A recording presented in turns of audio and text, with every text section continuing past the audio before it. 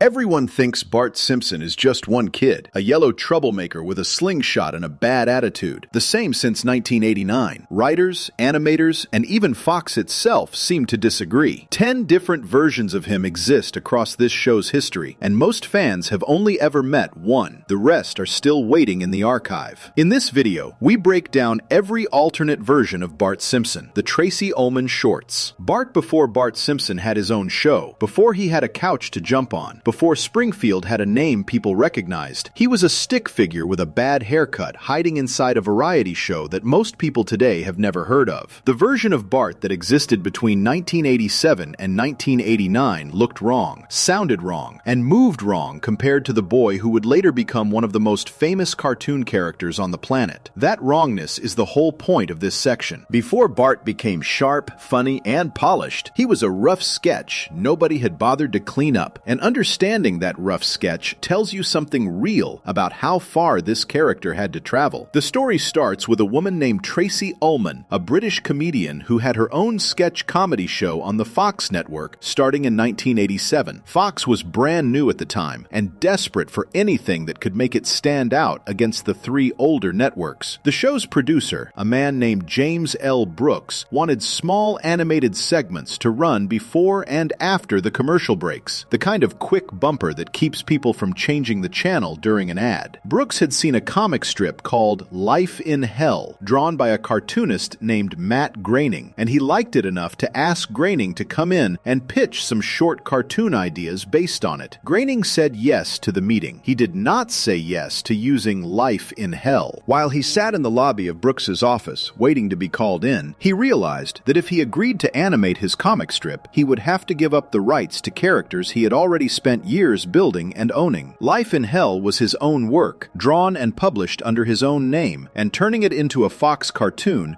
meant handing pieces of it over to the network. He decided, right there in the waiting room, that he was not willing to do that, so he made something new instead. Fast, on the spot, with no time to think it through carefully, he sketched out a family. A dysfunctional one, based loosely on his own. He gave the characters the names of people in his life: his father Homer, his mother Marge, his sisters Lisa and Maggie. For the son, the character who would end up being the most rebellious and the most trouble, he made one change. Instead of naming the boy after himself, he picked a name that was an anagram of the word brat, which just means the same letters rearranged into a different word. That anagram became Bart. Groening later said he thought naming the character after himself directly would have been too obvious, so he found another way to make the connection while still keeping some distance from it. The character's personality, meanwhile, was said to be modeled less on Groening himself and more on his older brother, a man named Mark. There is a small detail buried in Bart's full name that most casual fans never notice. His middle name is Jojo, and the initial J that comes with it was described as a kind of tribute to older cartoon characters that used a middle initial the same way. Characters like Bullwinkle J. Moose and Rocket J. Squirrel from earlier animated shows. It is a small nod, easy to miss, but it shows that even in those frantic first sketches,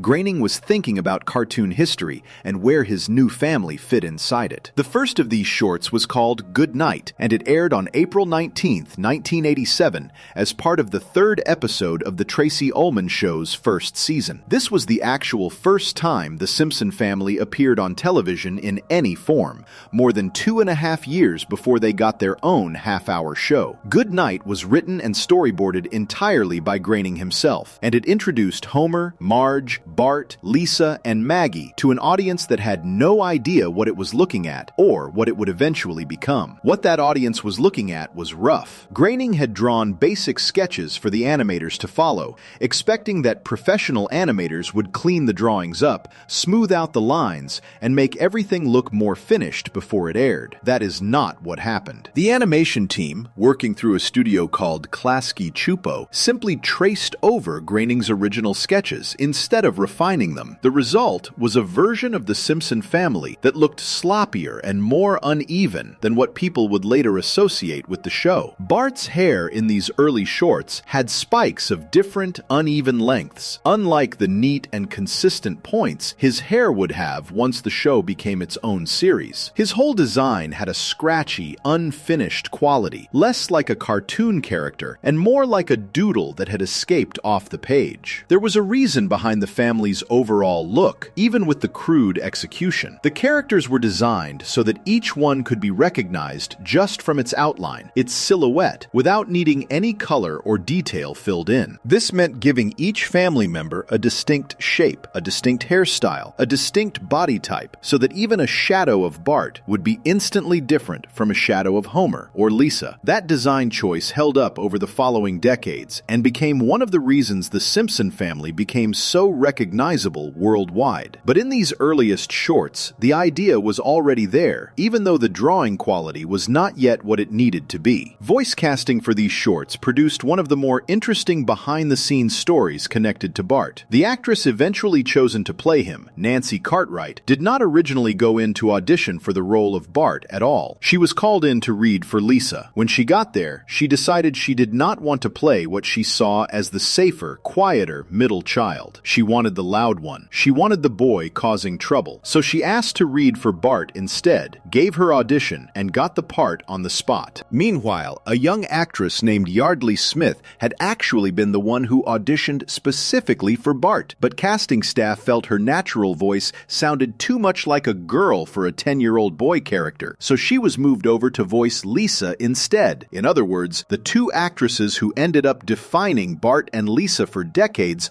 almost ended up in each other's roles, simply because Cartwright wanted the more chaotic part and Smith's voice did not fit the part she originally wanted. Dan Castellaneta voiced Homer in these shorts, along with taking on other characters later, including Grandpa Simpson and Krusty the Clown. What is worth noting here is that Homer's voice in the Ullman era sounded noticeably different from the voice most people know today. Castellaneta based it loosely on the actor Walter Matthau, giving Homer a flatter, drier, more grumbling tone. Once the half-hour show began, that voice grew more flexible, allowing Homer to express a much wider range of emotion, from total joy to complete despair, sometimes within the same scene. In the shorts, that range simply was not there yet. Julie Kavner voiced Marge throughout this period as well, though there is a small piece of trivia connected to her character worth mentioning. Marge is the only member of the main family whose name is never actually spoken out loud during any of these shorts. The recording process behind these voices was about as far from professional as it gets. According to Cartwright, the dialogue for the shorts was recorded using a portable tape deck set up in a makeshift studio located above the bleachers on the actual set of the Tracy Ullman Show. This was not a proper sound booth. It was a cobbled-together space using whatever was available, built for a segment that nobody involved with the main show expected to matter very much. That lack of expectation showed in how irregularly the shorts appeared during the first season. Simpsons segments did not run in every single episode at first. Some early episodes of the Tracy Ullman Show featured a completely different series of cartoon shorts instead, one called Dr. N'Godatu, which most people today have never heard of because it never went anywhere. It was only as the Simpsons segments started getting noticed by audiences that they became a fixture, eventually appearing in every episode of the show's second and third seasons. By the fourth and final season of Ullman's show, something interesting had already happened behind the scenes. The half-hour Simpsons show, the one people now think of as the real beginning, was already airing its first season on Fox at the exact same time the shorts were still running as segments on Ullman's program. For a short stretch, both versions of The Simpsons existed on the air together, one still tiny and rough, the other already stepping out on its own. Tracy Ullman herself reportedly did not care for these cartoon segments taking up space in her own show. She was said to have complained more than once about wanting the cartoons removed from her program entirely, viewing them as a distraction rather than an asset. Ironically, those same segments ended up outlasting her show by decades. In 1992, after The Simpsons had become a massive hit in its own right, Ullman filed a lawsuit arguing that her show deserved credit and profit for having launched the franchise. She had been paid a modest amount in royalties, along with a payment for the several seasons her show ran, but she believed she was owed a much larger share once The Simpsons started generating tens of millions of dollars for the network. The courts ultimately ruled in favor of Fox rather than Ullman, closing the door on her claim. But the lawsuit itself stands as proof of just how much value these crude little little cartoon bumpers ended up creating once the finished show took off. One piece of research adds real weight to how far the character traveled in the public's mind during this stretch of time. A marketing study conducted before the full-length show debuted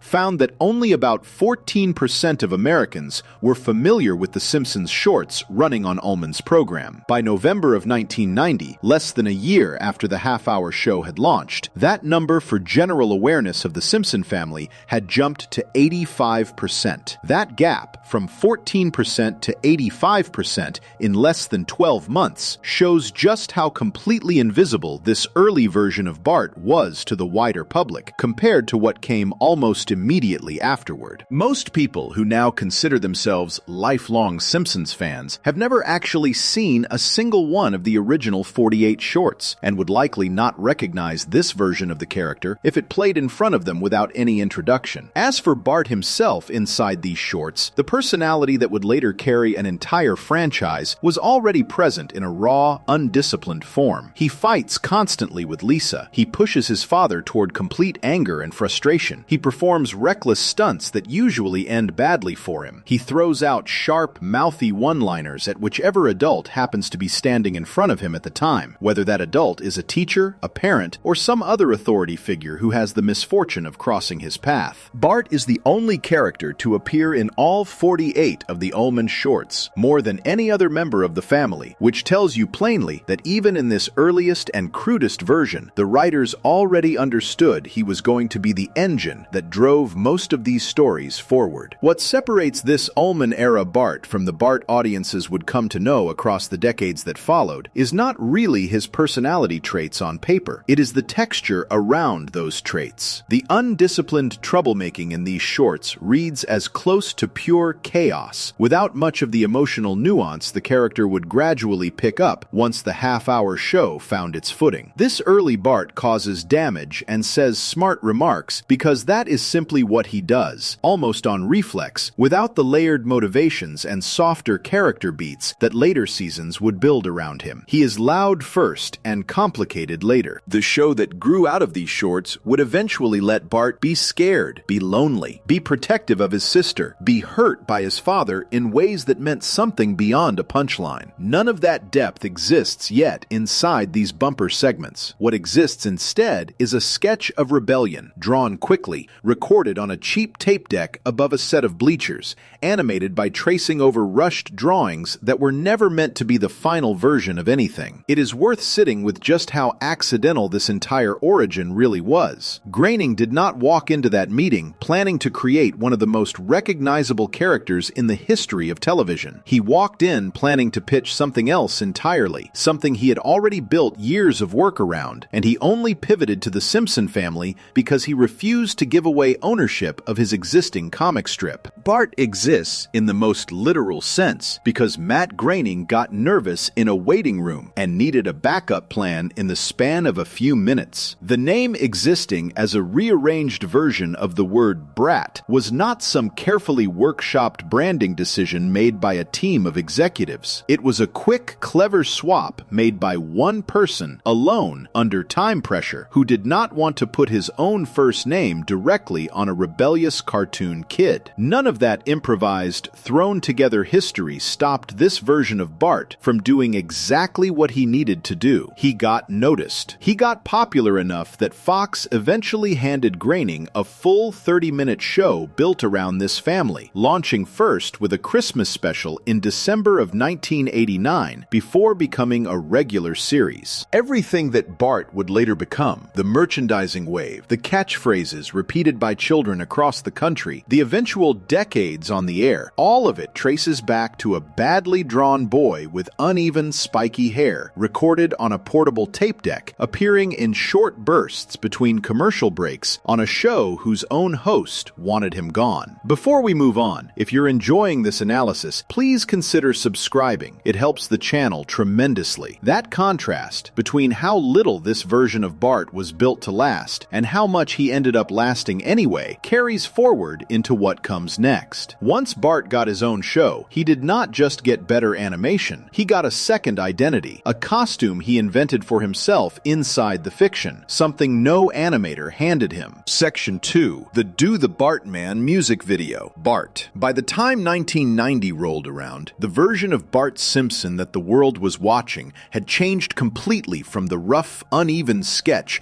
that had appeared on the Tracy Ullman Show only a few years earlier. The half-hour show had launched in December of 1989, and within months, Bart had become something far bigger than a side character on someone else's variety program. He had become the face of a genuine cultural wave, one large enough that people started calling it Bartmania. This section covers a very specific and very strange version of Bart that came directly out of that wave, a version built not for episodic storytelling, but for the record charts, the dance floor, and MTV rotation. This is the Bart of the song and music video called Do the Bartman, and understanding this version means understanding just how far the character had traveled in barely more than a year. To get a sense of how big this moment actually was, it helps to look at the numbers around Bart merchandise during this period. In 1990 alone, products connected to The Simpsons, with Bart specifically at the center of most of it, generated roughly $750 million in sales. That is not a typo, and it is not an exaggeration. Shirts, posters, toys, and other items tied to Bart were selling by the millions, day after day, at the height of this popularity. Bart, not Homer, was the character driving this wave. While modern audiences often think of Homer as the true heart of the show, in these early years it was Bart who dominated the cultural conversation, the merchandise racks, and the imagination of children across the country. He was the rebellious kid with the catchphrases, the one who talked back to authority and got away with it, and that made him the perfect character to build a music single around. The idea for turning Bart into a recording artist came from outside the show entirely. A man named David Geffen, who ran his own record label called Geffen Records, approached Simpsons creator Matt Groening early in 1990 with a pitch. Geffen wanted a full-length album built around the Simpson family, something that could be timed to release before the Christmas shopping season and take full advantage of just how popular these characters had become. This was not a small side project either. It became an entire record called The Simpsons Sing the Blues, a title that was itself a playful nod to a much older and more serious book called Lady Sings the Blues, which had been the story of the singer Billie Holiday. James L. Brooks, the executive producer who had originally brought Groening in to pitch cartoon shorts for Tracy Ullman years earlier, played a large role in shaping the direction of this album. Brooks wanted the songs to be built around the actual personalities of the characters, using humor rather than trying to make anything feel like a serious musical statement. And he pulled some inspiration from an early episode of the show called Monin' Lisa Blues to help blend musical styles with the family's usual dynamic. Out of that entire album, one song became the clear centerpiece, and that song was Do the Bartman. It was written and produced by a musician named Brian Lauren, working in a pop rap style that borrowed heavily from New Jack Swing, a popular sound of that era that blended R&B, funk, and hip-hop rhythms together. The lyrics themselves were built around teaching listeners a fictional dance move, one that did not exist before the song came out, but was presented as if it were already a real dance that people everywhere were doing. This is where the story behind the song gets genuinely surprising, and where a piece of music history quietly overlaps with cartoon history in a way most casual fans never learn about. Michael Jackson, at the time one of the most famous musicians on the entire planet, provided uncredited backing vocals on the track. He also suggested the actual title of the song, giving it the name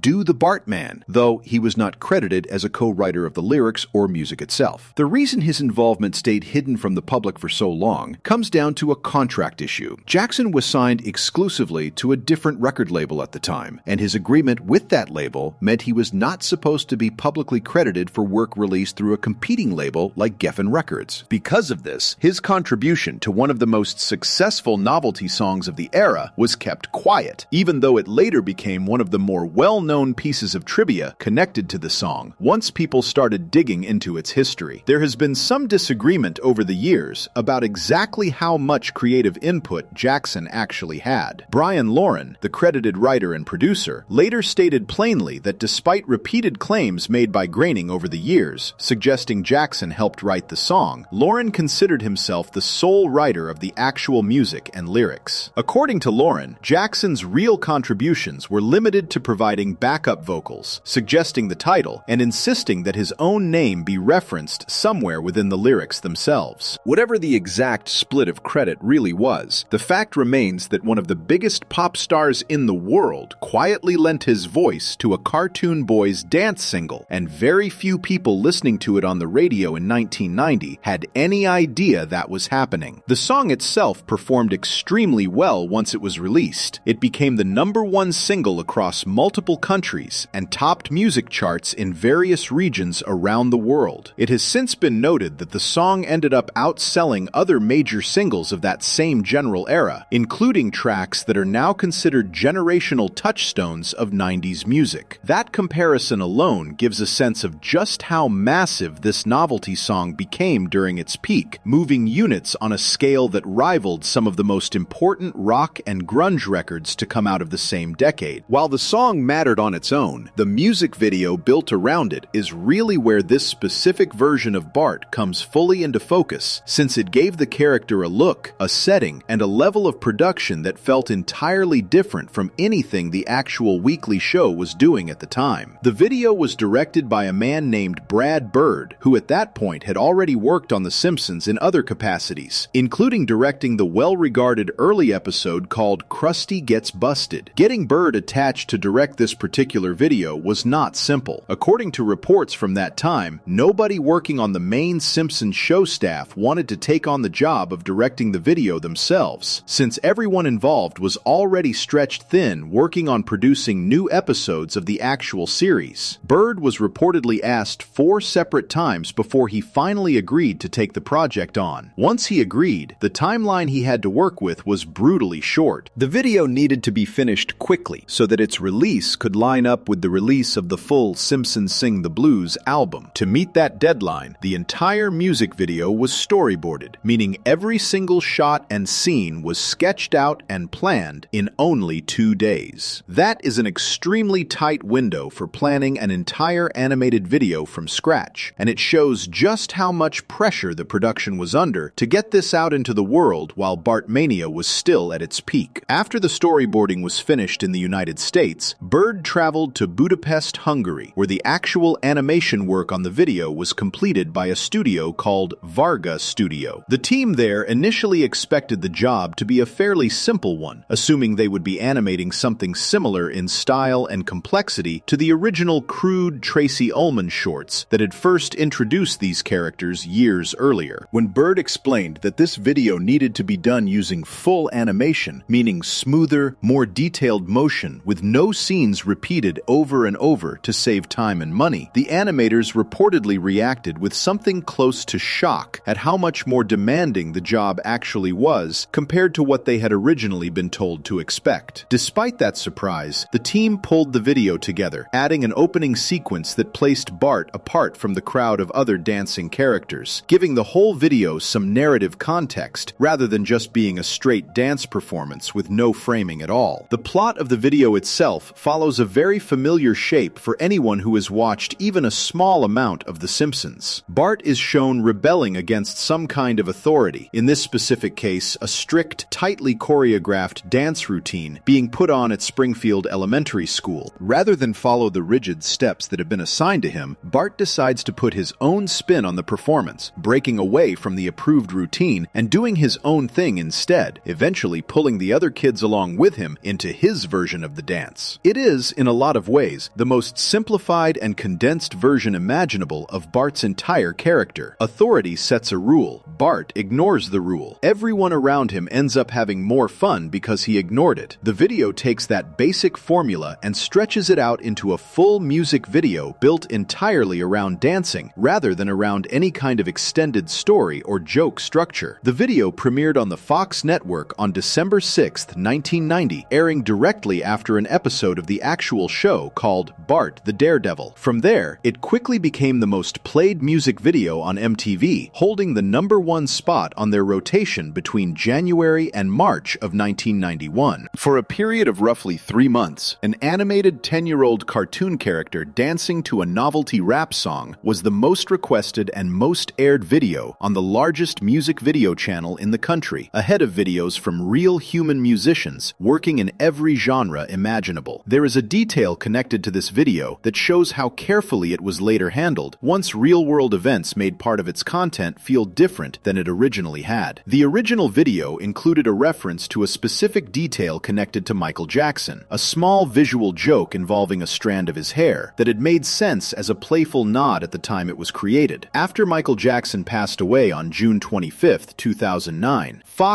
aired the video again on television, this time ahead of a rerun of another Simpsons episode called Wedding for Disaster, and the network added a title card at the start of the broadcast, specifically paying tribute to Jackson. Alongside this, there exists an alternate version of the video that removes the specific hair strand reference entirely, cutting the frame in a way that no longer shows it and instead extends a different part of the video, showing Springfield's cool kids dancing along to the song. This alternate cut also removed a section originally showing people dancing to the song aboard a cruise ship, with the Statue of Liberty visible swaying gently in rhythm with the music in the background. These small edits show that even a throwaway novelty video from the early 90s eventually needed careful handling once the person connected to one of its jokes was no longer alive, and the people responsible for preserving the show's history took that seriously rather than leaving the original cut untouched everywhere it aired. The video and the song were preserved formally as well, not just through occasional reruns. Along with another music video from the same era called Deep Deep Trouble, Do the Bartman was included as a bonus feature on the DVD release of The Simpsons, the complete second season, which came out in 2002. This means that even after the show itself moved on for over a decade, the specific dancing, singing version of Bart from 1990 was preserved and packaged for fans buying physical copies of the show's older seasons, treated as an important piece of the character's early history rather than something meant to be forgotten. Critics writing about the song at the time it came out generally reacted to it as a fun, catchy piece of pop culture rather than a serious artistic achievement, which tracks given that it was always designed as a novelty single tied to merchandise and a cartoon craze, rather than a personal artistic statement from anyone involved. One respected music magazine at the time described it as a logical extension of how much the public had fallen in love with the Fox cartoon, noting that while the song did not really teach anyone an actual new dance step in any real sense, that had not stopped radio stations from picking it up immediately and playing it constantly. Other reviewers used words like catchy and funky to describe the overall sound, generally treating the whole thing as a fun, disposable piece of the moment, rather than something meant to be picked apart seriously. What makes this version of Bart worth separating out clearly from every other version covered in this video is how disconnected it is from the actual continuity of the show itself. This is not an episode. It never aired as part of any regular season. It exists entirely outside the front-to-back structure of storytelling that defines every other version discussed elsewhere in this breakdown. Instead, it exists as a piece of merchandise in animated form, built specifically to be played on music channels, sold on cassette tapes and CDs, and danced to at parties and school events across the country. The Bart shown here is stripped down to his most marketable qualities. He is rebellious, he is cool, he dances, he gets other kids to follow him. Nothing about his home life, his relationship with his father, or his complicated feelings toward his sister factor into this version at all. He exists purely as a symbol of youthful defiance set to a beat, built to be watched, memorized, and imitated by kids who wanted to feel a little bit like him. Even within the show itself, the legacy of this song did not simply disappear once the initial wave of Bartmania cooled down. It got referenced again years later, long after the original single had stopped being new. In the season 16 episode called The Heartbroke Kid, Homer is shown urging a recovering Bart to get back on his feet by directly invoking the song, calling back to its original meaning as a way of encouraging Bart to shake off whatever trouble he is currently facing. That kind of callback shows that even the writers working on the show more than a decade after the song's original release still saw it as a meaningful, recognizable piece of the character's history worth pulling from when they needed a moment of nostalgia. Similarly, the season 11 episode called Behind the Laughter, which parodied the kind of behind-the-scenes documentary-style specials that were common on music channels at the time, poked fun at the entire idea of the Simpson family family having had a fictional music career, using this exact era as one of its reference points. Taken all together, the Do the Bartman version of the character stands as proof of just how quickly Bart went from being an obscure, badly drawn filler segment on somebody else's variety show to being one of the most recognizable and commercially powerful characters in the entire country. Within roughly 3 years, the character moved from a rough sketch traced over on a portable tape deck recording to headlining a chart-topping single that outsold some of the most significant rock records of the decade, backed quietly by one of the most famous singers on Earth, animated by a studio overseas working under enormous time pressure, and eventually played more than any other video on MTV for a full financial quarter. That is an enormous jump in a very short window of time, and it happened almost entirely because audiences connected so strongly with Bart's specific brand of rebellion that a record label executive saw dollar signs and moved fast to capture it. Before we move on, if you're enjoying this analysis, please consider subscribing. It helps the channel tremendously. This version of Bart depended on one idea: a kid who breaks a rule and everyone around him has more fun for it. That idea worked so well, it became a chart-topping song within Bart's first year on television. But the same idea would soon get pulled in a very different direction inside the show itself,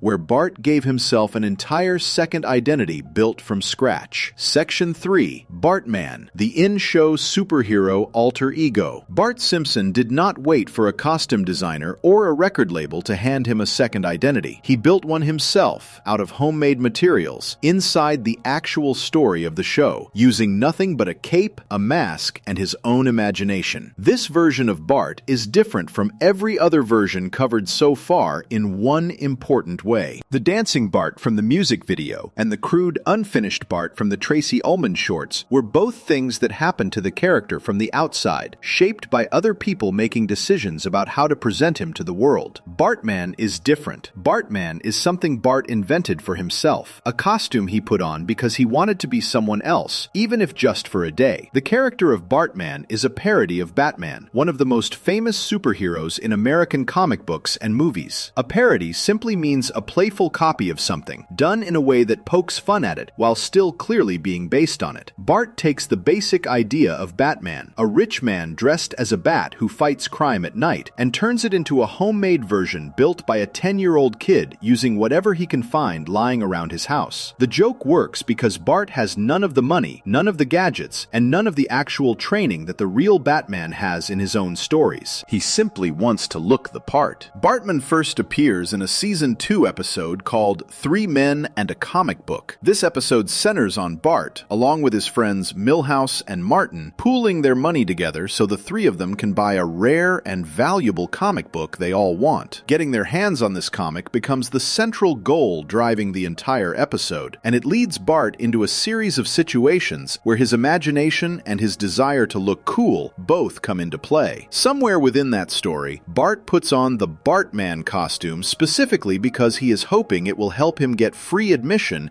into a comic book convention. This detail matters because it tells you something honest and grounded about why this costume exists in the first place. Bart is not putting on the cape because he genuinely believes he can fight crime. He is putting it on because he thinks it might get him into an event for free, using a costume as a kind of clever shortcut rather than as a genuine attempt to become a hero. That small, practical reason behind the costume fits perfectly with who Bart is as a character everywhere else in the show. He is constantly looking for angles, constantly trying to get something for nothing, constantly bending the rules just enough to get an advantage without technically breaking anything too seriously. Dressing up as a homemade superhero to sneak past an entrance fee at a comic convention is exactly the kind of scheme this version of Bart would come up with. It is clever in a small way, it is a little bit silly, and it shows a kid using imagination as a tool to solve a very ordinary, very unglamorous problem, which is needing money he does not have. What began as a small costume worn for one specific reason in one specific episode ended up sticking around as a recognizable piece of the character's identity for years afterward. Bartman did not disappear once that particular comic book convention subplot wrapped up. Instead, the idea of Bart dressing up as this homemade superhero superhero, kept coming back in different forms across the life of the show, treated less like a one-time joke and more like a genuine, ongoing part of who Bart is when he wants to imagine himself as something bigger than an ordinary kid getting in trouble at school. One of the clearest signs that Bartman had become something more than a single costume from a single episode came more than 15 years after his first appearance, when the show finally gave him a full origin story. This happened in season 18, inside an anthology episode called Revenge is a Dish Best Served 3 Times. An anthology episode is one that is broken up into several separate short stories, instead of following just one plot from beginning to end. Similar in structure to how the Treehouse of Horror episodes work, except without the horror theme attached. One of the segments inside this particular anthology episode was called Bartman Begins, and it existed specifically to explain, in a joking way, how Bartman came to be. This segment took its inspiration directly from a real movie that had come out just 2 years earlier, called Batman Begins, released in 2005. That film had told a serious, dramatic version of how Bruce Wayne became Batman, focusing heavily on his motivations, his training, and the tragic event from his childhood that pushed him toward becoming a hero in the first place. Bartman Begins copies this structure closely, but drains all the seriousness out of it and replaces it with pure comedy. In the classic Batman origin story, young Bruce Wayne watches his parents get shot and killed in an alley outside a theater, and one small, specific visual detail from that scene, a string of pearls his mother was wearing breaking and scattering across the ground as she falls, has become one of the most recognizable images connected to the entire Batman mythology. Bartman Begins borrows that exact image on purpose. In this version, Bartman's own parents are shown being shot down in an alley behind an opera house, and the segment includes its own version of the falling pearls image, copying the visual almost beat for beat from the more serious source material it is spoofing. From there, the young orphaned Bartman begins training himself, driven by a desire for revenge against a specific villain named Snake Jailbird, who is a recurring criminal character that shows up throughout the regular Simpsons show as a small-time crook and troublemaker. Along the way toward this main goal, the segment has Bartman also taking down a handful of other villains, including one referred to as the Toker. The whole segment plays like a compressed, joke-filled highlight reel of a superhero origin story, hitting the same beats a serious comic book movie would hit, but doing it fast and silly instead of slow and emotional. The choice to build an entire origin story around Bartman years after his first appearance says something important about how the writers of the show viewed this version of the character. A single costume worn once to sneak into a comic convention could have easily stayed exactly that, a forgotten one-episode gag buried somewhere in an early season. Instead, the writing staff clearly saw enough value and enough recognition in the Bartman identity that they were willing to build a proper backstory around him more than a decade and a half later, treating him with the same structural respect a real superhero franchise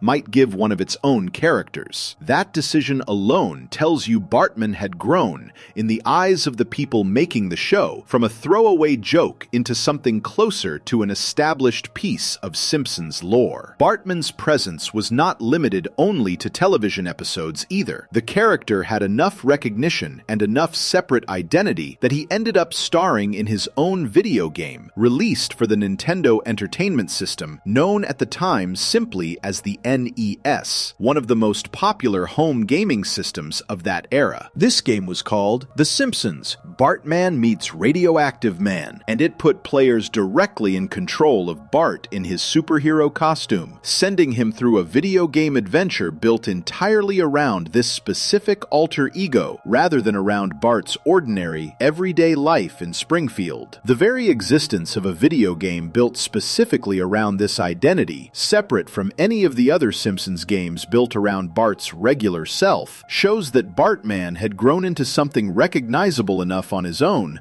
to support an entire piece of merchandise built just for him. There is a reference page connected to the name Bartman that lists out different things the name could be referring to, since more than one thing in the world happens to share it. Among the entries listed are the NES video games centered on the superhero alter ego, and the Do the Bartman song and its accompanying music video covered earlier in this breakdown. The fact that these two very different pieces of Simpsons history, a costumed superhero identity and a chart-topping dance song, both share space under the same general name, shows just how much creative material got built around Bart during this early stretch of the show's history, all branching out from the same basic character in completely different directions. It is worth pausing here to notice what actually separates Bartman from Bart's ordinary personality, since on the surface they might look almost identical. Bart, in his regular clothes, is already rebellious, already clever, already someone who bends rules to get what he wants. Putting him in a cape and mask does not really change his personality in any deep way. What it changes is his framing. When Bart wears his slingshot in his back pocket and prank calls Moe from a payphone, he is a mischievous kid causing small-scale trouble in an ordinary town. When Bart puts on the Bartman costume, even for something as small as trying to sneak into a comic convention, he is briefly stepping into the shape of something bigger than himself, borrowing the outline of a genuine hero, even while using that outline for a fairly unheroic and self-serving reason. The joke works precisely because the gap between what Bartman looks like and what Bartman actually does is so wide. He looks like someone who might save the day. What he is really doing is looking for a free ticket into a nerdy convention full of comic books. This gap between appearance and actual behavior connects to something bigger going on across the whole history of The Simpsons as a show, which is its habit of poking fun at other pieces of pop culture rather than taking any of it too seriously. Batman, as a character and as a franchise, has been treated with enormous reverence across many different movies, television shows, and comic books over the decades, often leaning into dark, brooding, serious tones. The Simpsons takes that entire tradition and shrinks it down into something a 10-year-old could put together in his bedroom using spare fabric and his own imagination. Bartman Begins takes that joke one step further by directly copying the visual language of a specific, well-known, serious film, and forcing that same visual language to carry a comedy story about Snake Jailbird and a character called the Toker, instead of anything resembling a real tragedy. Something else worth noticing is how naturally this fits with the version of Bart introduced in the very first section of this breakdown, the crude, unfinished sketch from the Tracy Ullman shorts. That earliest version of Bart was defined by his instinct to cause chaos and talk back to authority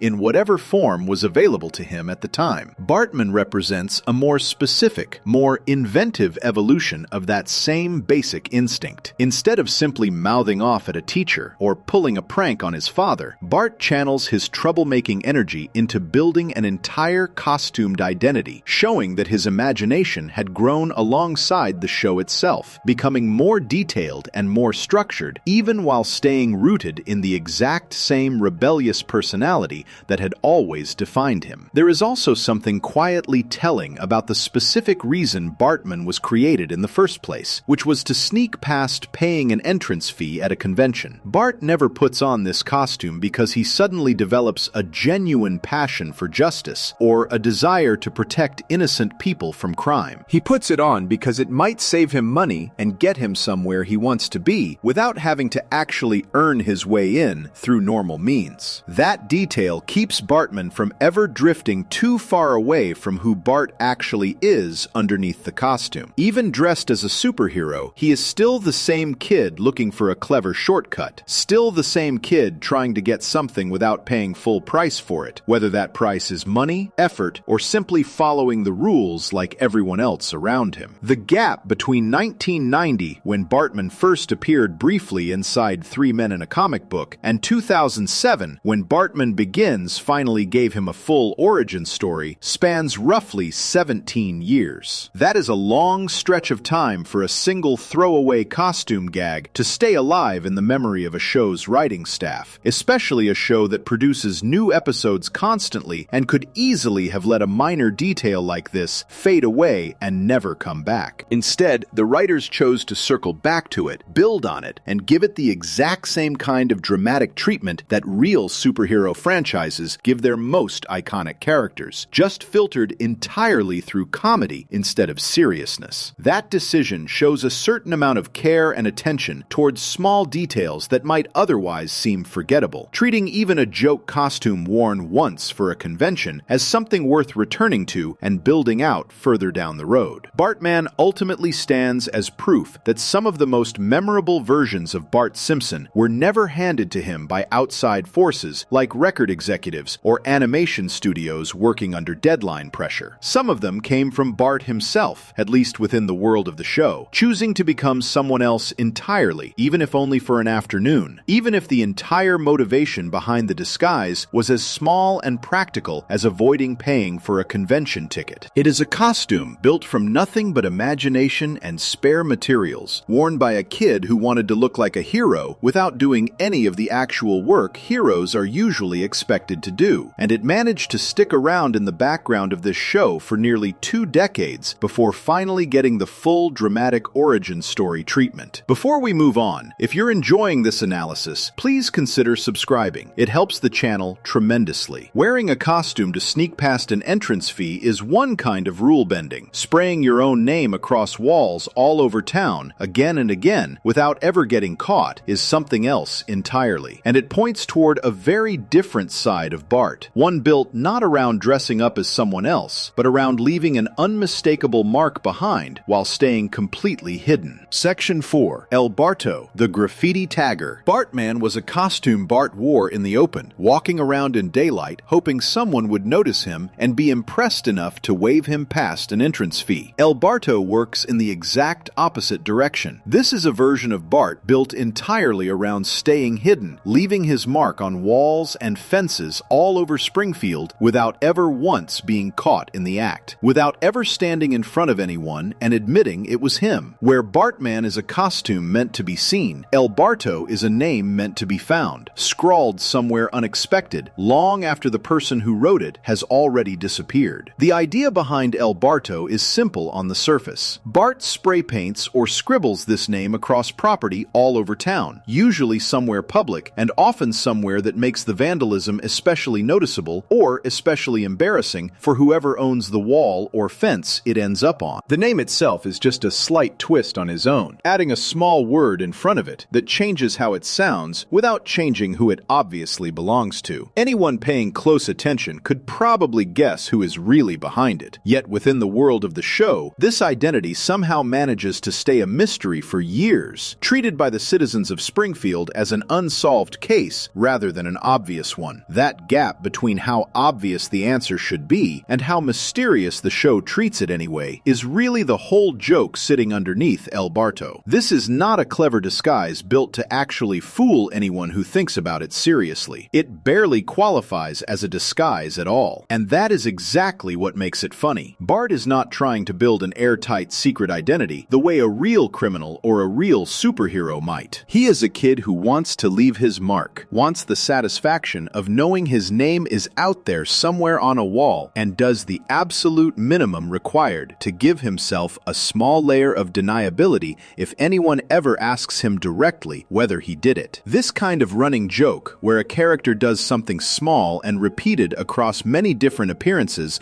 without the story ever fully explaining or resolving it, is something the show leans on more than once. El Barto belongs to that same family of long-running gags, the kind that reward longtime viewers simply by staying consistent and never being explained away too neatly. A viewer who has only seen a handful of episodes might not even register El Barto as anything beyond a single background detail. A viewer who has spent years with the show starts to notice it recurring, popping up in the corner of a scene, or mentioned briefly by another character, treated as an accepted piece of the town's ongoing, low-level chaos, rather than something anyone is actively working hard to solve. To understand where this specific character trait fits inside the bigger picture of who Bart is, it helps to compare it directly against something covered earlier in this breakdown. Bartman requires Bart to put in effort, to build a costume, to imagine himself as something bigger and better than an ordinary troublemaking kid. El Barto requires almost no effort at all. It requires a can of spray paint, a wall nobody is watching closely enough, and about 10 seconds of nerve. One version of Bart dresses up and steps forward, hoping to be admired even briefly. The other version stays completely invisible, leaving behind only a signature and nothing else, disappearing before anyone can connect the name on the wall to the kid standing nearby with paint still on his fingers. There is a real-world piece of history connected to this same period of Bart's popularity that lines up naturally with this idea of an identity that spreads without full permission or full control. During the height of Bart mania, the same wave of popularity discussed earlier in connection with the Do the Bartman song, unofficial and unlicensed shirts featuring Bart Simpson became an enormous underground business. These were not shirts made or approved by the studio behind the show. They were produced independently, sold on the street, at flea markets, outside concerts, anywhere a seller could set up a table and move product quickly before anyone official noticed or stepped in. These unofficial shirts often took real liberties with Bart's actual image, sometimes putting him in different clothing, sometimes giving him different catchphrases than anything the actual show had ever used, and sometimes reworking him entirely into different personas that had nothing to do with anything airing on television. One especially well-known version of this trend gave Bart a completely different look and attitude, sometimes referred to informally as a tougher, edgier take on the character, dressed and styled in a way meant to seem cooler or more rebellious than the actual cartoon boy audiences saw every week on Fox. This entire bootleg shirt phenomenon became such a well-known part of the character's cultural footprint that the show's own extended universe eventually poked fun at it directly. Bongo Comics, the company responsible for producing licensed Simpsons comic books for years, put out an issue of their annual Treehouse of Horror comic series, specifically issue number 15, that included a story built entirely around this exact idea. The story, titled Bootleg, features a bootleg version of Bart, again styled with that tougher, edgier look that had become associated with unofficial Bart merchandise during the height of Bart mania. In this comic story, that bootleg version of the character has plans to sell shirts featuring his own image at a flea market, directly mirroring the real-world unofficial merchandise business that had actually surrounded the character years earlier. This is one of the clearer examples of the show's extended comic universe acknowledging something that happened out in the real world, taking a genuine piece of merchandising history connected to Bart and turning it into a small, self-aware joke inside its own horror-themed comic pages. That comic story matters here because it shows something important about how flexible and how widely copied Bart's image became during his peak years of popularity. His face, his name, and his general attitude spread out into places the actual production studio never fully controlled, sometimes reworked into slightly different versions of himself that carried his name and his general vibe, without ever being an officially approved piece of content. El Barto, as a graffiti tag scrawled across Springfield inside the actual show, works almost like a smaller, contained version of that same idea. It is Bart's name and Bart's identity spreading out into places he is not supposed to leave it, showing up somewhere unexpected, existing slightly outside of any official record or explanation, and never fully pinned down by anyone trying to track exactly where it came from. The graffiti identity also connects to something else worth pointing out clearly, which is how the show treats its own long-running mysteries in general. There are a handful of jokes and details across the history of this series that get repeated constantly, without the writers ever feeling any real pressure to resolve them cleanly. El Barto fits into that pattern. Nobody in Springfield ever manages to prove definitively who is behind the graffiti, at least not in any way that changes the show going forward or leads to any lasting consequence. It simply exists as an ongoing background piece of town life, something residents complain about occasionally, something a strict authority figure might grumble over, but never something that gets wrapped up neatly with a clear resolution, the way a smaller, one-episode plot usually would. This matters because it tells you something about how Bart's mischief actually works across the full life of the show compared to how mischief usually works in most stories built around a rebellious kid character. In a lot of shows aimed at younger audiences, a troublemaking kid character eventually gets caught, gets a lesson, and learns not to repeat whatever specific bad behavior got him in trouble in the first place. El Barto never receives that kind of tidy resolution. The graffiti keeps appearing, the mystery such as it is, never actually gets solved on screen in any permanent way. Bart keeps getting away with it over and over across years of episodes without the show ever forcing him into a clean, moral lesson about why leaving his name on other people's property is wrong. That refusal to resolve things neatly connects back to something the show has always understood about its own characters. Bart is not built to be reformed. He is built to keep doing the same basic thing again and again in slightly different forms, because that repetition is part of what makes him funny and part of what makes him recognizable across so many different episodes and so many different decades. El Barto is one small, specific piece of that larger pattern, a single running joke that keeps circling back without ever really going anywhere,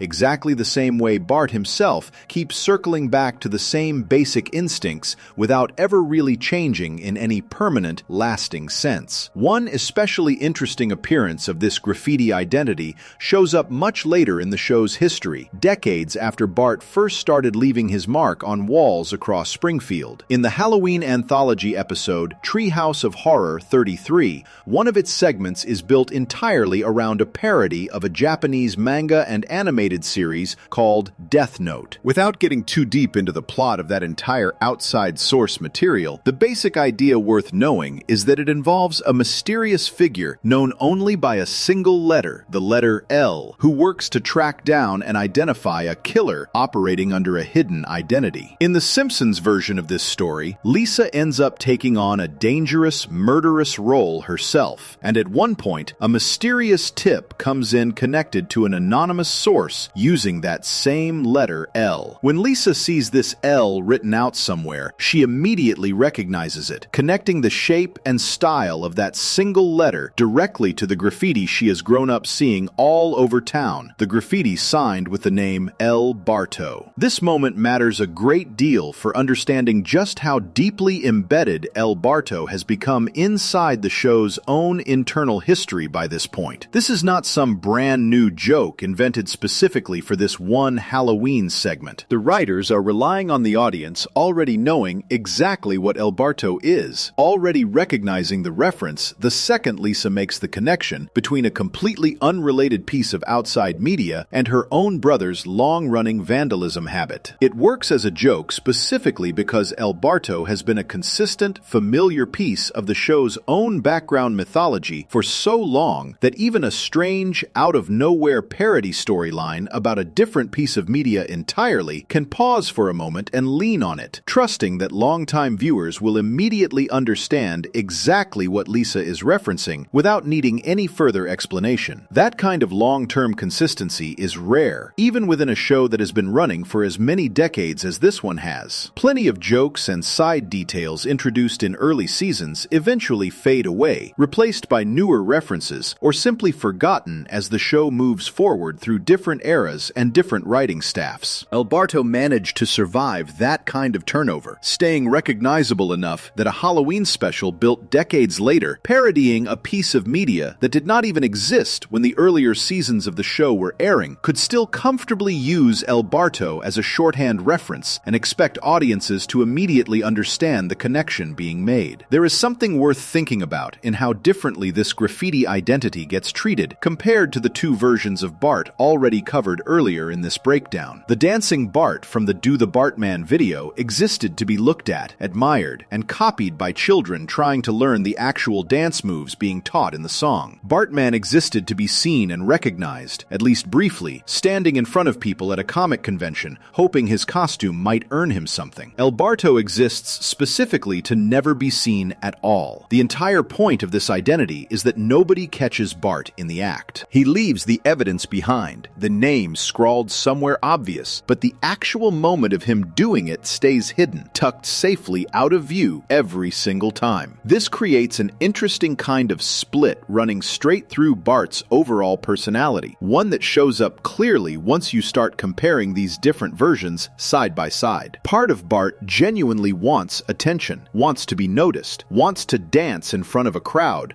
or wear a costume in public hoping someone is impressed. Another part of Bart wants exactly the opposite, wants to leave a mark without ever being connected to it directly, wants credit in some abstract abstract sense without ever having to actually stand there and take responsibility for what he did. El Barto lets him have both at once in a strange, roundabout way. Everyone in town technically knows the name El Barto. They see it constantly, complain about it, recognize it as a recurring nuisance. But almost nobody manages to connect that name back to Bart himself in any way that sticks. Which means Bart gets a strange kind of fame, his tag recognized everywhere, while the actual person responsible for it stays comfortably out of reach. It is worth remembering, too, that graffiti as a real-world act generally comes with consequences, since it usually involves damaging or marking property that does not belong to the person doing the marking. The show never really pretends otherwise. Characters within Springfield do treat this graffiti as an actual nuisance, as something that damages property, and something that would presumably lead to real trouble if the person responsible for it were ever caught. That grounding in a real, recognizable kind of misbehavior is part of what keeps El Barto feeling believable as a piece of an actual troublemaking kid's behavior, rather than feeling like some fantastical, exaggerated cartoon device completely disconnected from anything a real child anywhere might actually try to get away with. Taken together, everything connected to El Barto shows a very specific side of Bart Simpson, one built around leaving evidence without ever getting caught, spreading a name and a reputation across an entire town while staying personally invisible the whole time. It stands in direct contrast to Bartman, who wants to be seen and admired even briefly, and to the Do the Bartman music video Bart, who exists purely to be watched and copied by an audience of real kids trying to learn his dance moves. El Barto flips that entire idea around completely. This is the version of Bart that gets to be everywhere and nowhere at once, known by name across the whole town, recognized by his signature style of graffiti even decades later inside a completely unrelated Halloween parody storyline, and yet never once standing in front of anyone forced to admit out loud that it was him all along. Before we move on, if you're enjoying this analysis, please consider subscribing. It helps the channel tremendously. Staying hidden while your name spreads everywhere is one kind of trick. Getting replaced entirely, waking up to find your own family has quietly swapped you out for something else while you were gone, is a very different kind of story, and it leads directly into one of the darkest and strangest versions of Bart the show ever built. Section 5. Robot Bart, the Bartificial Intelligence. Every version of Bart covered so far in this breakdown involves Bart choosing to become something else, whether that meant dressing up as a homemade superhero, dancing in a music video, or scrawling his name across walls under a slightly different spelling. This next version flips that entire pattern around completely. This is a version where Bart does not choose anything at all. He simply disappears from an accident, and while he is gone, his own family replaces him with something else, something built rather than born, and actually seems to prefer it. This story comes from a segment inside one of the show's annual Halloween specials called Treehouse of Horror 16, which aired as part of season 17. Every year since very early in the show's run, The Simpsons has produced one of these Halloween episodes, broken up into several separate short stories, instead of following one single plot from beginning to end. None of the stories inside any Treehouse of Horror episode are treated as officially part of the show's regular continuity. They exist in their own separate space, free to kill characters off, twist their personalities completely, or throw them into strange alternate realities, all without any of it needing to connect back to the version of Springfield the show returns to every week during its regular season. This freedom is exactly what allows a segment like this one to take Bart somewhere far darker than the ordinary show ever could. The specific segment covered in this section is called BI, Bartificial Intelligence, and its title is a direct play on a real movie from 2001 called AI, Artificial Intelligence, a serious science fiction film about a robotic boy built to love a human family after their real son falls into a long-term coma. The Simpsons segment borrows this exact premise and reworks it completely around Bart, using the same basic emotional setup but filtering it entirely through the show's usual style of dark comedy, rather than anything resembling the original film's more serious, emotional tone. The segment begins with Bart at his aunts Patty and Selma's apartment. While there, Bart ends up falling out of a window, a fall serious enough to leave leave him in a deep coma, unconscious and unresponsive, with no clear timeline for whether or when he might wake back up. This is the moment that sets the entire story in motion. With Bart gone, unable to speak, unable to interact with anyone, unable to do any of the things that make him who he is, his family is left with an empty space where their son used to be. Rather than simply wait and hope for Bart's recovery, the Simpson family makes a choice that quickly reveals just how dark this segment is willing to get. Dr. Hibbert, the family's usual doctor throughout the regular series, offers them the option of getting a robotic replacement son, one built specifically to fill the space Bart has left behind. This robot is designed to be, in every functional sense, a perfect son. He listens, he behaves, he does not talk back, does not cause trouble, does not pull pranks or leave graffiti scrawled anywhere. The family accepts this robot into their home, and given the name David, he quickly becomes exactly what he was built to be. A better version of a son than the real one ever was, at least according to the standards the family seems to be judging by. This detail sits at the very center of what makes this whole segment so unsettling, and it is worth sitting with directly rather than glossing over. The joke here is not really about the robot itself. The joke is about how quickly and how easily the Simpson family adjusts to replacing their real son with an artificial one, and how genuinely satisfied they seem with the swap. David does everything right, he causes no trouble, and the family, at least for a while, seems perfectly content with this trade, essentially preferring an obedient machine over the actual unpredictable boy who used to live in that same house. Eventually, Bart wakes up from his coma. This should be the moment where everything gets sorted out, where the family happily welcomes their real son back and quietly retires the robotic stand-in they only ever needed temporarily. That is not what happens. Instead, Bart wakes up to discover that he has already been replaced, and worse, that his own father has actively chosen the robot over him. Homer, in this segment, believes that David, the robot, is actually the better version of a son, and rather than simply managing an awkward transition back to having both versions in the picture, Homer makes an active decision to get rid of the real Bart entirely. He dumps Bart out in the woods, effectively abandoning him, and then lies to the rest of the family, telling them that Bart has actually gone off to attend culinary school, using that excuse to explain why the real Bart is nowhere to be found, while the robotic replacement continues living comfortably in his place. This detail changes the entire emotional shape of the story compared to the movie it is parodying. In the original film that inspired this segment, the robotic child is eventually cast out once the real child, previously believed lost, is somehow able to return. Here, the show flips that structure on its head. The real child is the one who gets abandoned,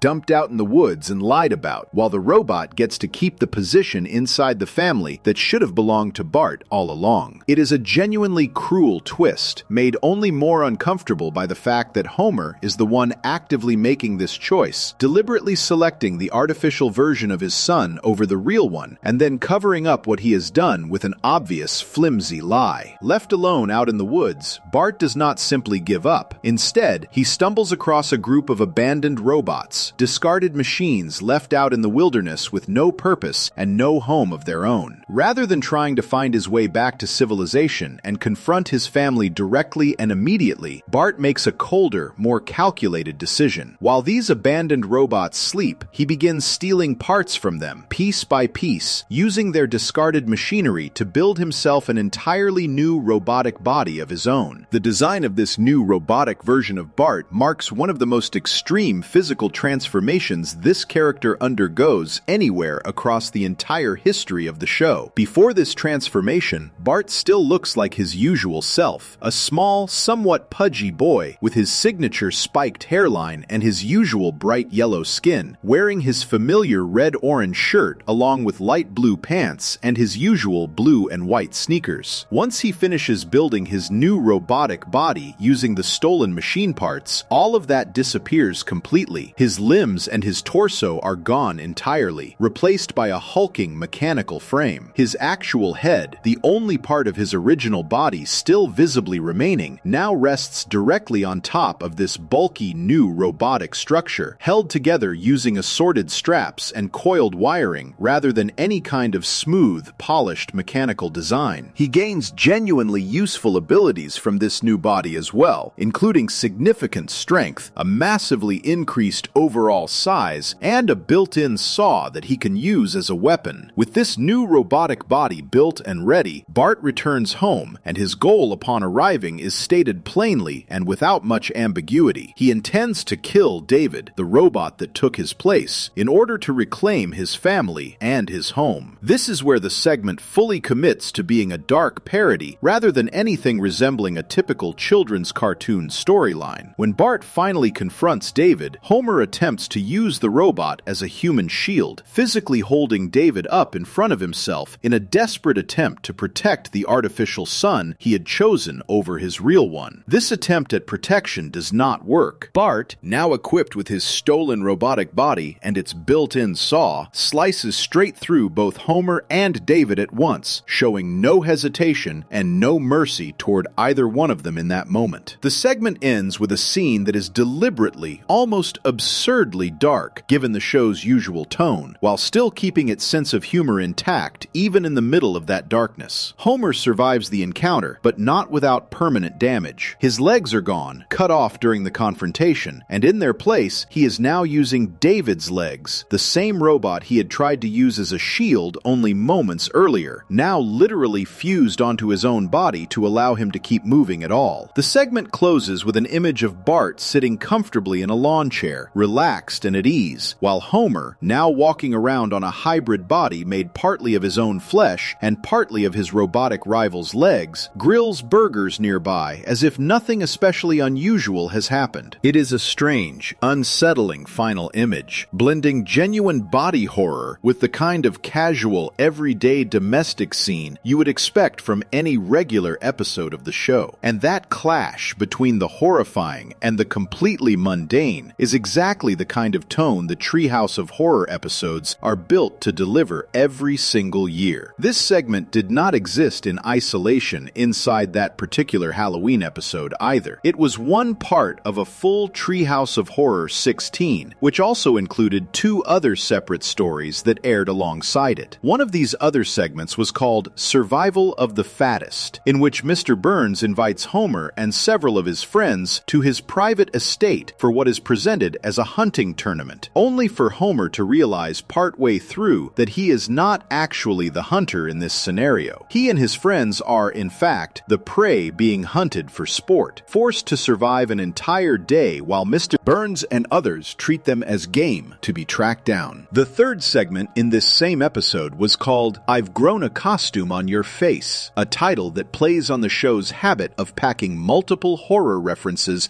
and wordplay into each segment's name. In this particular story, an actual witch shows up during Springfield's Halloween costume contest and uses real magic to transform every resident of the town into a living, breathing version of whatever costume they happen to be wearing that night. The segment ends with only Bart's baby sister Maggie managing to figure out how to break the witch's spell and return everyone back to their normal selves. Sitting robot Bart alongside these two other segments from the very same episode helps put his story in proper context. Treehouse of Horror episodes as a whole are built around pushing established, familiar characters into extreme, sometimes disturbing new situations, using the freedom of being non-canon to go further than the regular weekly show ever could. Homer being hunted for sport by his own boss, an entire town being magically transformed into living costumes, and Bart replaced by an artificial version of himself coming back with a stolen mechanical body specifically to reclaim his place inside his own family. All three segments share that same underlying willingness to take a familiar character and place them somewhere genuinely dark, using horror movie references as the framework, while still keeping enough humor mixed in that none of it feels like it belongs in an actual horror movie rather than an animated comedy. There is something worth pointing out about how differently this robot Bart is treated compared to every other version already covered in this breakdown. Bartman was built by Bart himself, out of simple materials, worn specifically because he wanted to look like something bigger and cooler than an ordinary kid. El Barto exists purely as a signature, a name left behind without ever revealing the actual person responsible. Robot Bart is different from both of these, because it is not really something Bart wanted to become at all. He does not build this new mechanical body because he thinks it looks cool or because he is trying to impress anyone. He builds it purely out of necessity, stripped of his old body and his old life entirely, forced into this transformation only because his own family chose an artificial replacement over him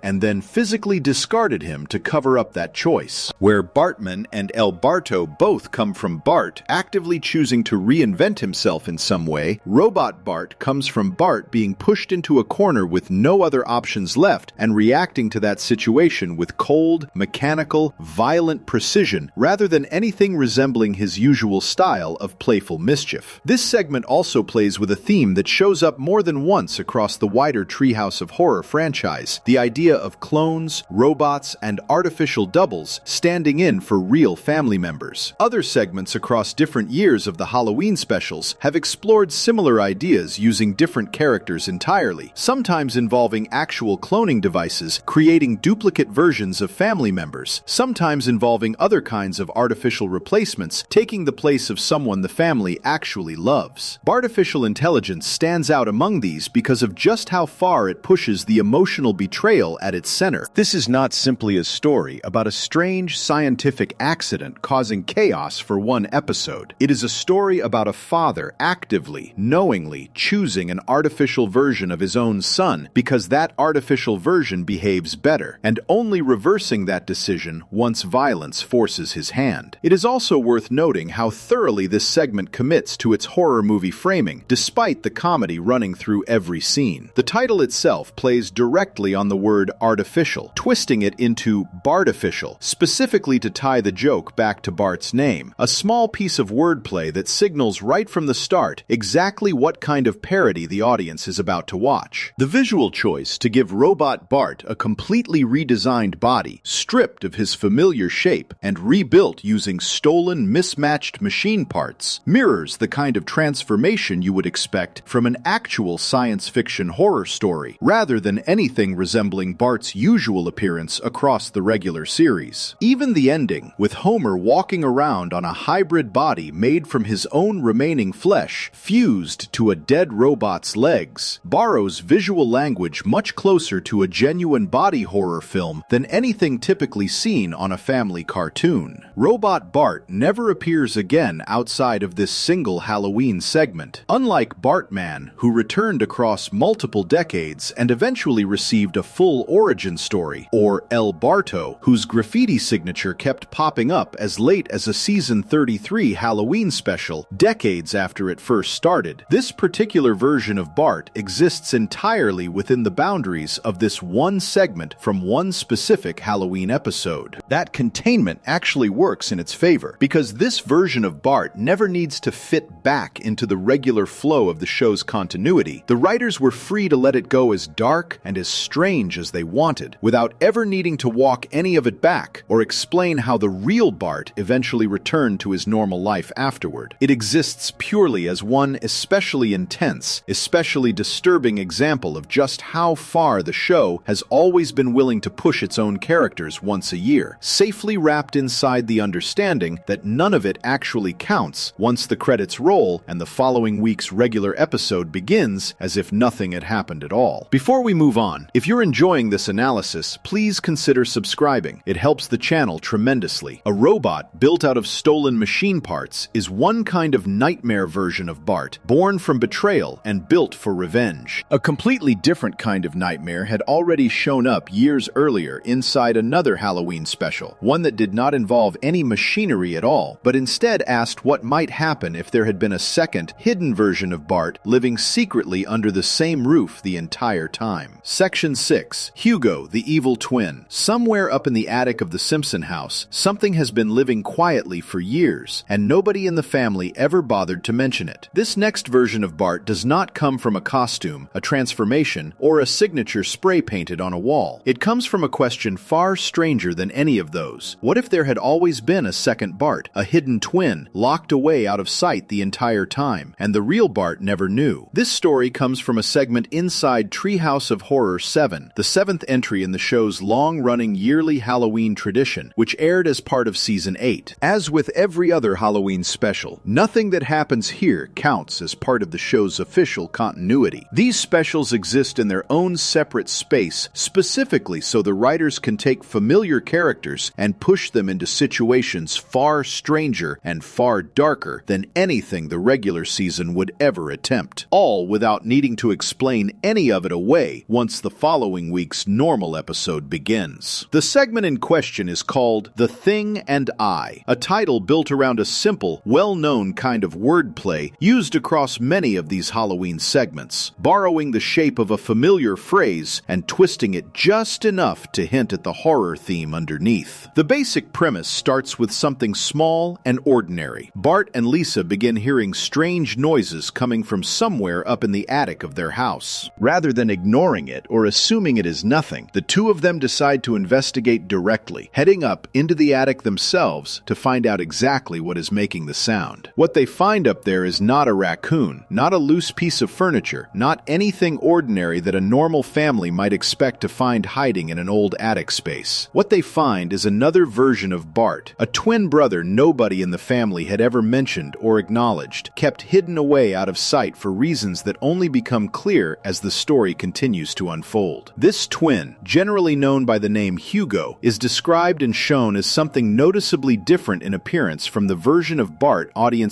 already know well. Rather than looking like a clean mirror image of Bart, Hugo is presented as deformed and unsettling, giving the segment its horror element immediately through simple visual contrast, placing something that should look familiar right next to something that looks wrong in an obvious, uncomfortable way. This idea, a hidden sibling kept secret and locked away somewhere in the family home, is a setup that horror stories and horror movies have used many times over the years, often building entire feature-length films around exactly this kind of premise. The Simpsons' take on it compresses that same basic idea into a short segment lasting only a few minutes, which forces the story to move quickly from discovery straight into full-blown chaos, without the slower build-up a real horror movie might normally use to stretch that same reveal out across a much longer runtime. Once Bart and Lisa uncover Hugo, the story shifts into examining exactly why he has been kept hidden away in the first place. The general explanation points back toward decisions made by Homer and Marge, the parents, who chose at some point to keep this second son separated from the rest of the family and out of sight entirely, rather than raising him openly alongside Bart and Lisa the way any normal sibling would have been raised. Locked away in an attic for what has clearly been a long stretch of time, Hugo has grown up resentful, angry, and eager for some kind of payback against the family that chose to hide him away instead of accepting him as a normal part of the household. That resentment quickly turns into action once Hugo is finally discovered. Rather than simply being relieved to finally be found and brought back into the family, Hugo instead begins working to get some kind of revenge, aiming his anger specifically at the brother who got to live the normal life that should have belonged equally to both of them. The general shape of this conflict plays out as a fight for position within the family, with Hugo seeking to take Bart's place entirely, rather than simply wanting to be acknowledged and accepted as an additional member of the household living alongside him. By the end of the segment, order gets restored in the same rough, quick way most of these Halloween segments tend to wrap things up. Hugo ends up locked away again, sent back to wherever he came from, with the core threat of the story neutralized before the segment closes out and moves on to whatever comes next in that year's Halloween special. This kind of ending, where the disturbing threat gets pushed back into containment rather than fully destroyed or permanently resolved, fits the general pattern these Halloween stories tend to follow. The goal of each segment is rarely to deliver a clean, satisfying conclusion in the way a normal episode might. The goal is to deliver a quick burst of horror movie parody, hit the familiar beats of whatever genre or specific film it happens to be spoofing, and then get out before the joke starts to wear thin. This particular Treehouse of Horror episode did not exist on its own either. Treehouse of Horror 7 also included two other well-known segments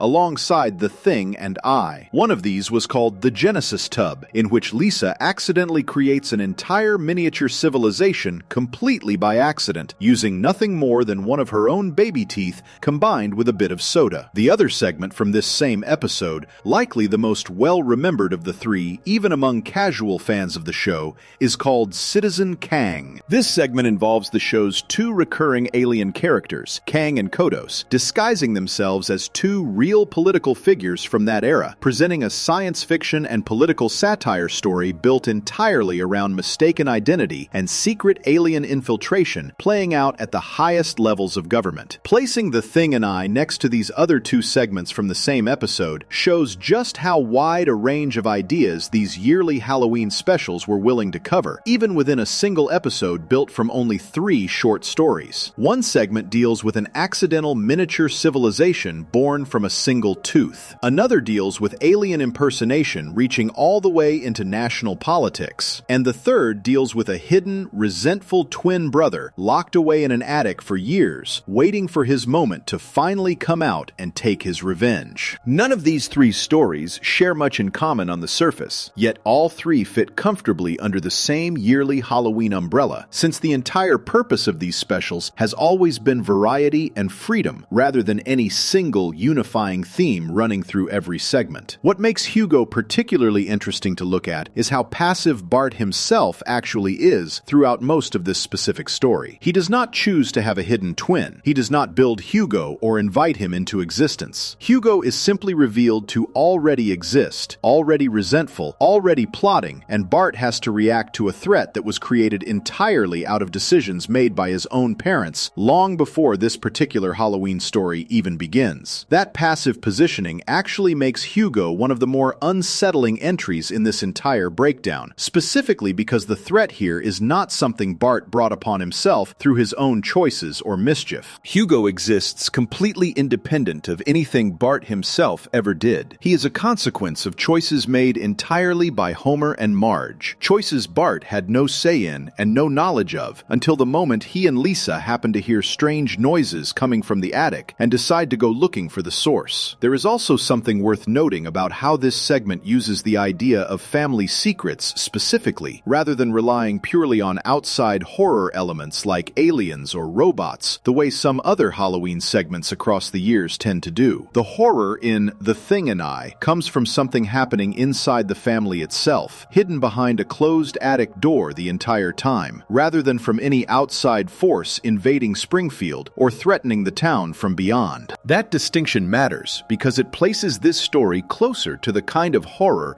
built around family secrets and hidden shame, a very different flavor of scary compared to alien disguises or reanimated robotic bodies. Even while still fitting comfortably within the same overall Halloween special format the show uses every single year. The short runtime given to each individual Treehouse of Horror segment also shapes exactly how a story like this one gets told. A full-length horror movie built around a hidden, resentful twin sibling might spend considerable time slowly building suspicion, letting small clues pile up gradually before the big reveal finally lands with full weight behind it. The Thing and I does not have that luxury, since it needs to fit an entire premise, discovery, conflict, and resolution into only a few minutes of screen time before handing things off to whatever segment comes next in that year's Halloween lineup. This compression forces the story to move fast, skipping over a slower build-up and jumping almost immediately from the initial discovery in the attic straight into full-blown confrontation and resolution, all within a very tight window. Hugo says something worth sitting with about how this show has always approached its most rebellious, most recognizable character. Rather than keeping Bart locked into one single static version of himself, the writers have consistently found new and often unexpected ways to bend, twist, and reshape him, sometimes through simple animation changes across different eras, and sometimes far more aggressively through Halloween specials willing to introduce robotic bodies, hidden twins, and any number of other strange detours that never once threatened to become part of the show's actual ongoing continuity. Hugo stands as one of the earliest and most memorable examples of just how far the writers were already willing to push this kind of experimentation, well over a decade before some of the more elaborate future flash-forward versions of the character would eventually arrive on screen. Before we move on, if you're enjoying this analysis, please consider subscribing. It helps the channel tremendously. A hidden twin locked away in an attic is one kind of family secret. A completely different kind of transformation was waiting just around the corner, one that did not involve any secret sibling or any resentment built up over years in hiding, but instead came from something far stranger. A science fair experiment that spiraled completely out of control, trapping Bart inside a virtual world built entirely to test him. Section 7. Virtual Bart, the Transforming Bart. A science fair project meant to teach a lesson about history and biology instead trapped Bart inside a machine, forcing him through 6 completely different versions of himself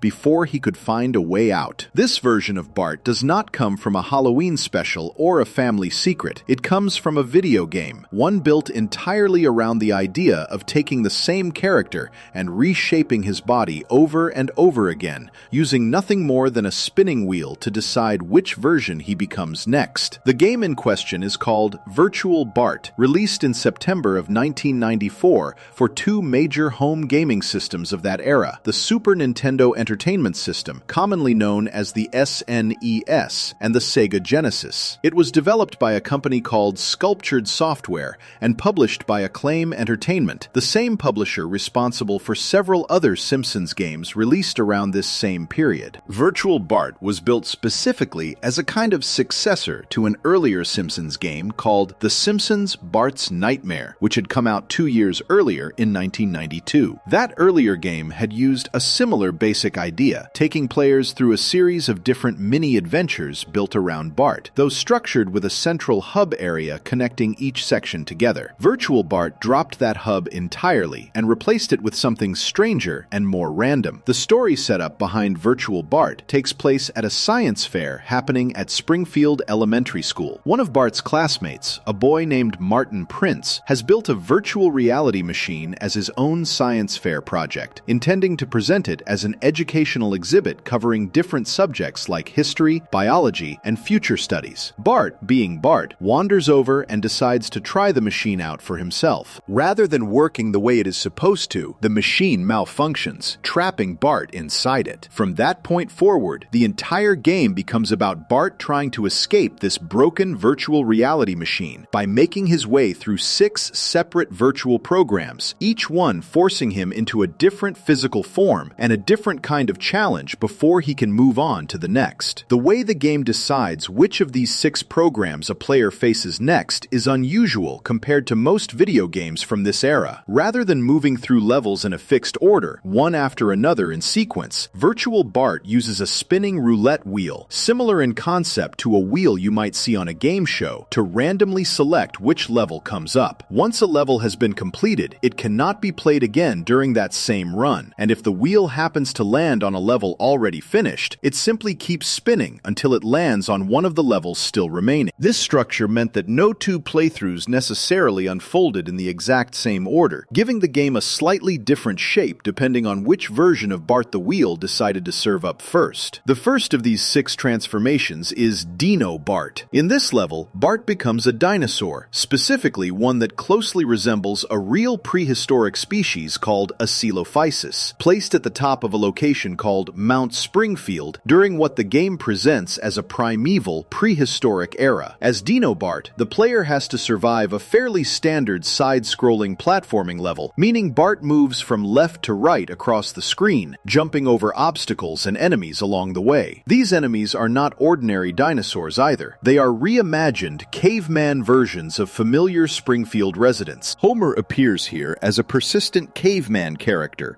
who serves as a kind of boss for this level, working alongside a caveman version of Moe in an attempt to knock Dino Bart into a freezing lake. If the player manages to push both of these caveman characters into the lake instead, the level ends with a small joke sequence showing a frozen version of Homer on display inside the Springfield Museum of Natural History, with a nearby doctor character walking past holding a plate of food, sighing at what he sees. If the player loses instead, a different scene plays showing that same doctor character examining what is left of Bart's dinosaur remains at an excavation site. The second transformation is Baby Bart. Here, Bart relives his own infancy, escaping his crib at the Simpsons house and exploring the neighborhood as an actual baby. Like the dinosaur level before it, this section is also built as a side-scrolling platformer, though this one leans more heavily on precise jumping sections rather than combat combat against enemies. Along the way, Baby Bart passes through different small settings, including a section involving performing seals outside a circus tent, where the player has to hop across balls the seals are balancing on their noses without falling to the ground below, eventually making his way into the circus tent itself to finish the level. The third transformation, and the final side-scrolling platformer of the game, is Pig Bart, sometimes also referred to as Piggy Bart. In this level, Bart has been turned into a literal pig and must escape from a location called the Krusty Clown Pork Factory, working alongside other pigs trying to escape the same building. Unlike the two platforming levels before it, this section leans more toward a maze-like structure, requiring the player to gather keys scattered throughout the factory while avoiding guards patrolling the halls, rather than simply running and jumping toward a clear finish line. The remaining three transformations move away from straightforward platforming entirely and instead use different styles of gameplay built around their own specific themes. The fourth of these is called Class Picture. In this level, Bart is trying to avoid having his official school class picture taken, and his method for avoiding it involves hiding out of view and throwing tomatoes and eggs at his classmates, since making them all messy would presumably ruin the photo before it can be taken. This level comes with a strict rule attached to it. If the player accidentally hits any of the adults wandering through the scene instead of the intended classmates, adults such as the school's teacher Edna Krabappel, the groundskeeper Willie, Chief Wiggum, or Principal Skinner, the level ends immediately in failure. Running out of time before hitting every classmate also results in failure. If the player does fail this level, either by running out of ammunition or by running out of time, the game shows Bart appearing in his class photo wearing his formal Sunday suit, looking distinctly unhappy about the outcome. An alternate failure scene exists as well, specifically triggered by accidentally hitting one of the school staff members instead of a classmate, showing Bart looking nervous while his teacher and principal glare down at him with visibly unpleasant expressions. The fifth transformation is called Mount Splashmore, and it shifts the gameplay once again, this time into something closer to a racing challenge. Bart rides down a long water slide, and the player has to guide him safely through a series of twists and turns, avoiding other swimmers along the way, and racing against a ticking clock to reach the exit before time runs out. This level made especially strong use of a specific graphical technique available on the Super Nintendo, known as Mode 7, which allowed for smooth rotation and pseudo-three-dimensional visual effects that were difficult to pull off using other hardware available at the time. Because of this, several reviewers looking back at the game years later specifically singled out this water slide sequence as one of the more visually impressive parts of the entire game, at least on the Super Nintendo version. The sixth and final transformation is called Doomsday Bart. This level takes place after the Springfield nuclear power plant has suffered a complete meltdown, leaving the town in ruins and turning it into a kind of post-apocalyptic wasteland. As Doomsday Bart, the player has to ride a motorcycle across this destroyed version of Springfield, racing to get home safely while avoiding various hazards and dangers scattered throughout the ride. The two schoolyard bullies from the regular series, Jimbo and Corny, take on the role of antagonists in this specific level, working against Bart as he tries to make his way home through the wreckage. Beyond the basic structure of these 6 levels, Virtual Bart included a few additional design details worth mentioning specifically because they show how much thought went into building out this strange, transformation-heavy concept. Every stage in the game came with its own built-in time limit, meaning players had to move quickly through each level rather than being able to take their time exploring freely. In addition, every stage except for Class Picture also included a health bar for Bart, which would decrease each time he was hit by an enemy or a hazard. To help offset this, several stages scattered corn dogs throughout their levels,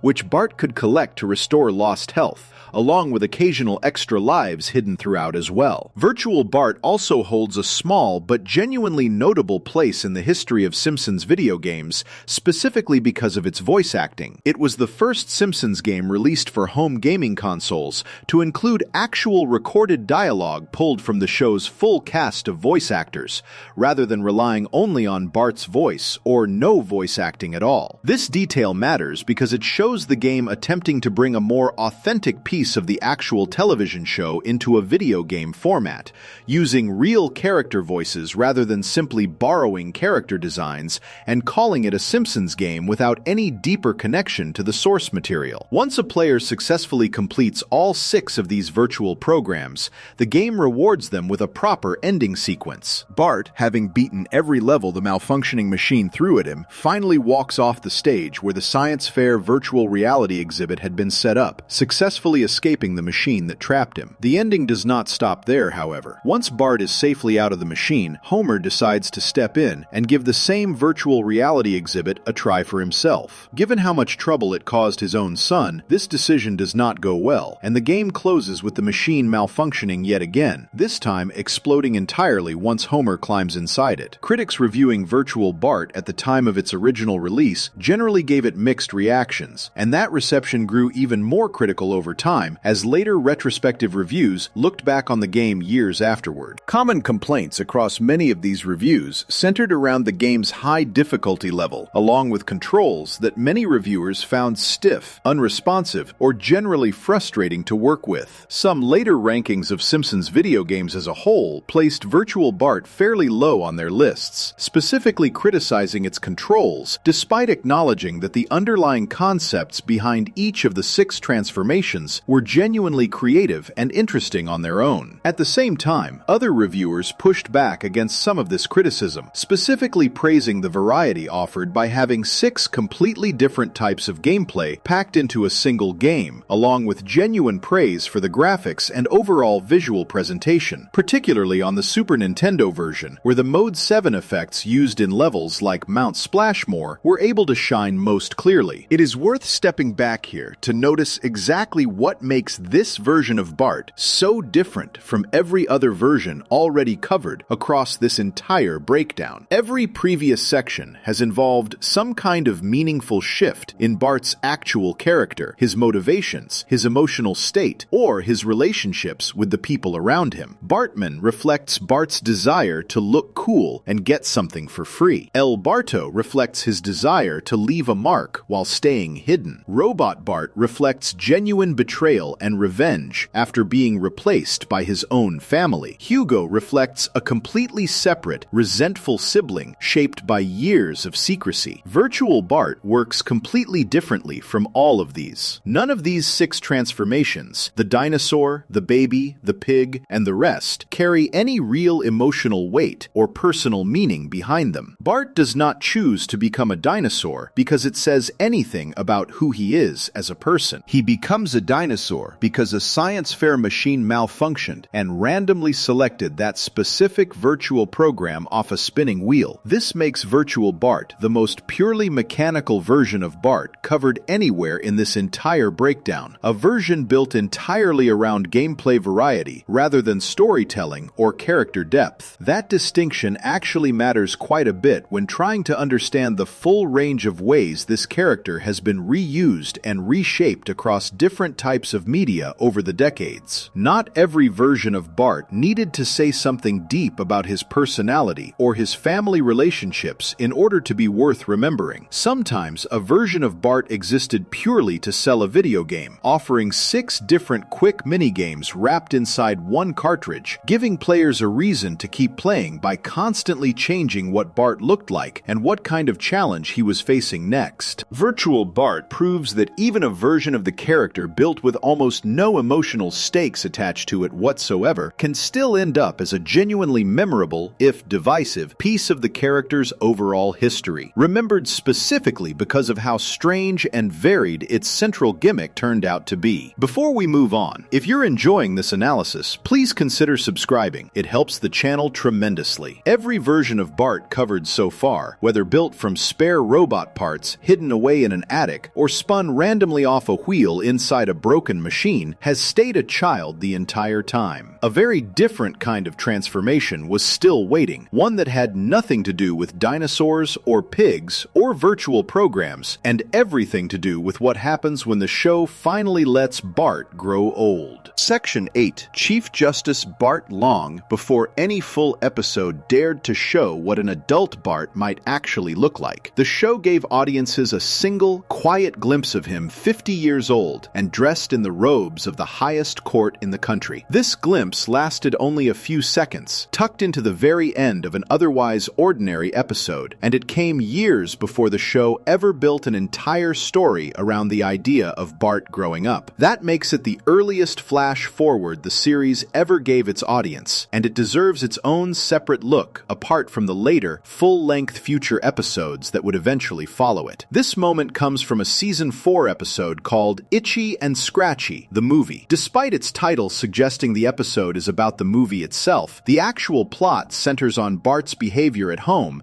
and how Homer decides to handle it. Itchy and Scratchy is the extremely violent cartoon within the cartoon that Bart and Lisa watch regularly throughout the series, a parody of classic cat and mouse cartoons pushed to an extreme, cartoonishly bloody degree. When a full-length movie version of this cartoon is announced and set to open in theaters, Bart becomes desperate to see it. The problem is that Bart has been misbehaving so consistently and so often throughout the episode that Homer finally decides enough is enough and puts his foot down, refusing to let Bart go see the movie as a consequence for his repeated bad behavior. This punishment becomes the central tension running through the episode. While seemingly every other kid in Springfield gets to go see the Itchy and Scratchy movie, some of them reportedly watching it again and again, Bart is left at home, banned from seeing it even a single time. The episode plays this out as a genuine, sustained consequence, rather than a punishment Bart quickly weasels his way around, which is somewhat unusual for a character whose entire personality is often built around dodging exactly this kind of discipline. Watching Bart sit at home, missing out on something every other kid his age gets to enjoy, sets up a real, felt sense of loss that carries through the rest of the episode. Then, right at the very end, the show jumps forward in time. The final moments of the episode reveal Bart at 50 years old, and by this point in his life, he has become the Chief Justice of the United States, the highest-ranking judge on the Supreme Court, one of the most powerful and respected legal positions that exists in the entire country. This detail alone marks a sharp, almost startling contrast against every other flash-forward version of Bart that the show would go on to create in later seasons. Rather than showing a version of Bart who grew up to struggle, who bounced between odd jobs, who never quite got his life together, this earliest glimpse shows a version of Bart who reached one of the most respected and demanding positions a person can hold in American government. The scene itself plays out with real warmth rather than as a throwaway joke. This 50-year-old Chief Justice Bart is shown finally getting the chance to see the Itchy and Scratchy movie, the same one he had been forbidden from watching decades earlier as a child. His father, an elderly Homer at this point, takes him to see it, closing the loop on the original punishment from earlier in the episode in a way that feels surprisingly touching rather than merely comedic. Adding to the humor and warmth of the moment, this grown-up version of Bart is shown still wearing his official Chief Justice robe to the movie theater, a small visual joke that shows he has not lost his sense of fun or his love for the same cartoon he adored as a child, even after climbing all the way to one of the most serious and dignified positions in the entire country. This brief scene works so well specifically because of how unexpected and understated it is. The episode spends nearly its entire runtime focused on an ordinary, grounded conflict between a father and his misbehaving son, the kind of small-scale domestic disagreement the show built its earliest seasons around again and again. Then, without much fanfare or setup, it suddenly jumps decades into the future for just a few seconds, delivers its joke and its small emotional payoff, and ends the episode right there. There is no larger explanation given for how Bart grew up to reach such an important position, no exploration of what his life must have looked like along the way, and no attempt to tie this glimpse into anything else happening elsewhere in the show. It exists purely as a brief coda, a small reward tacked onto the end of an episode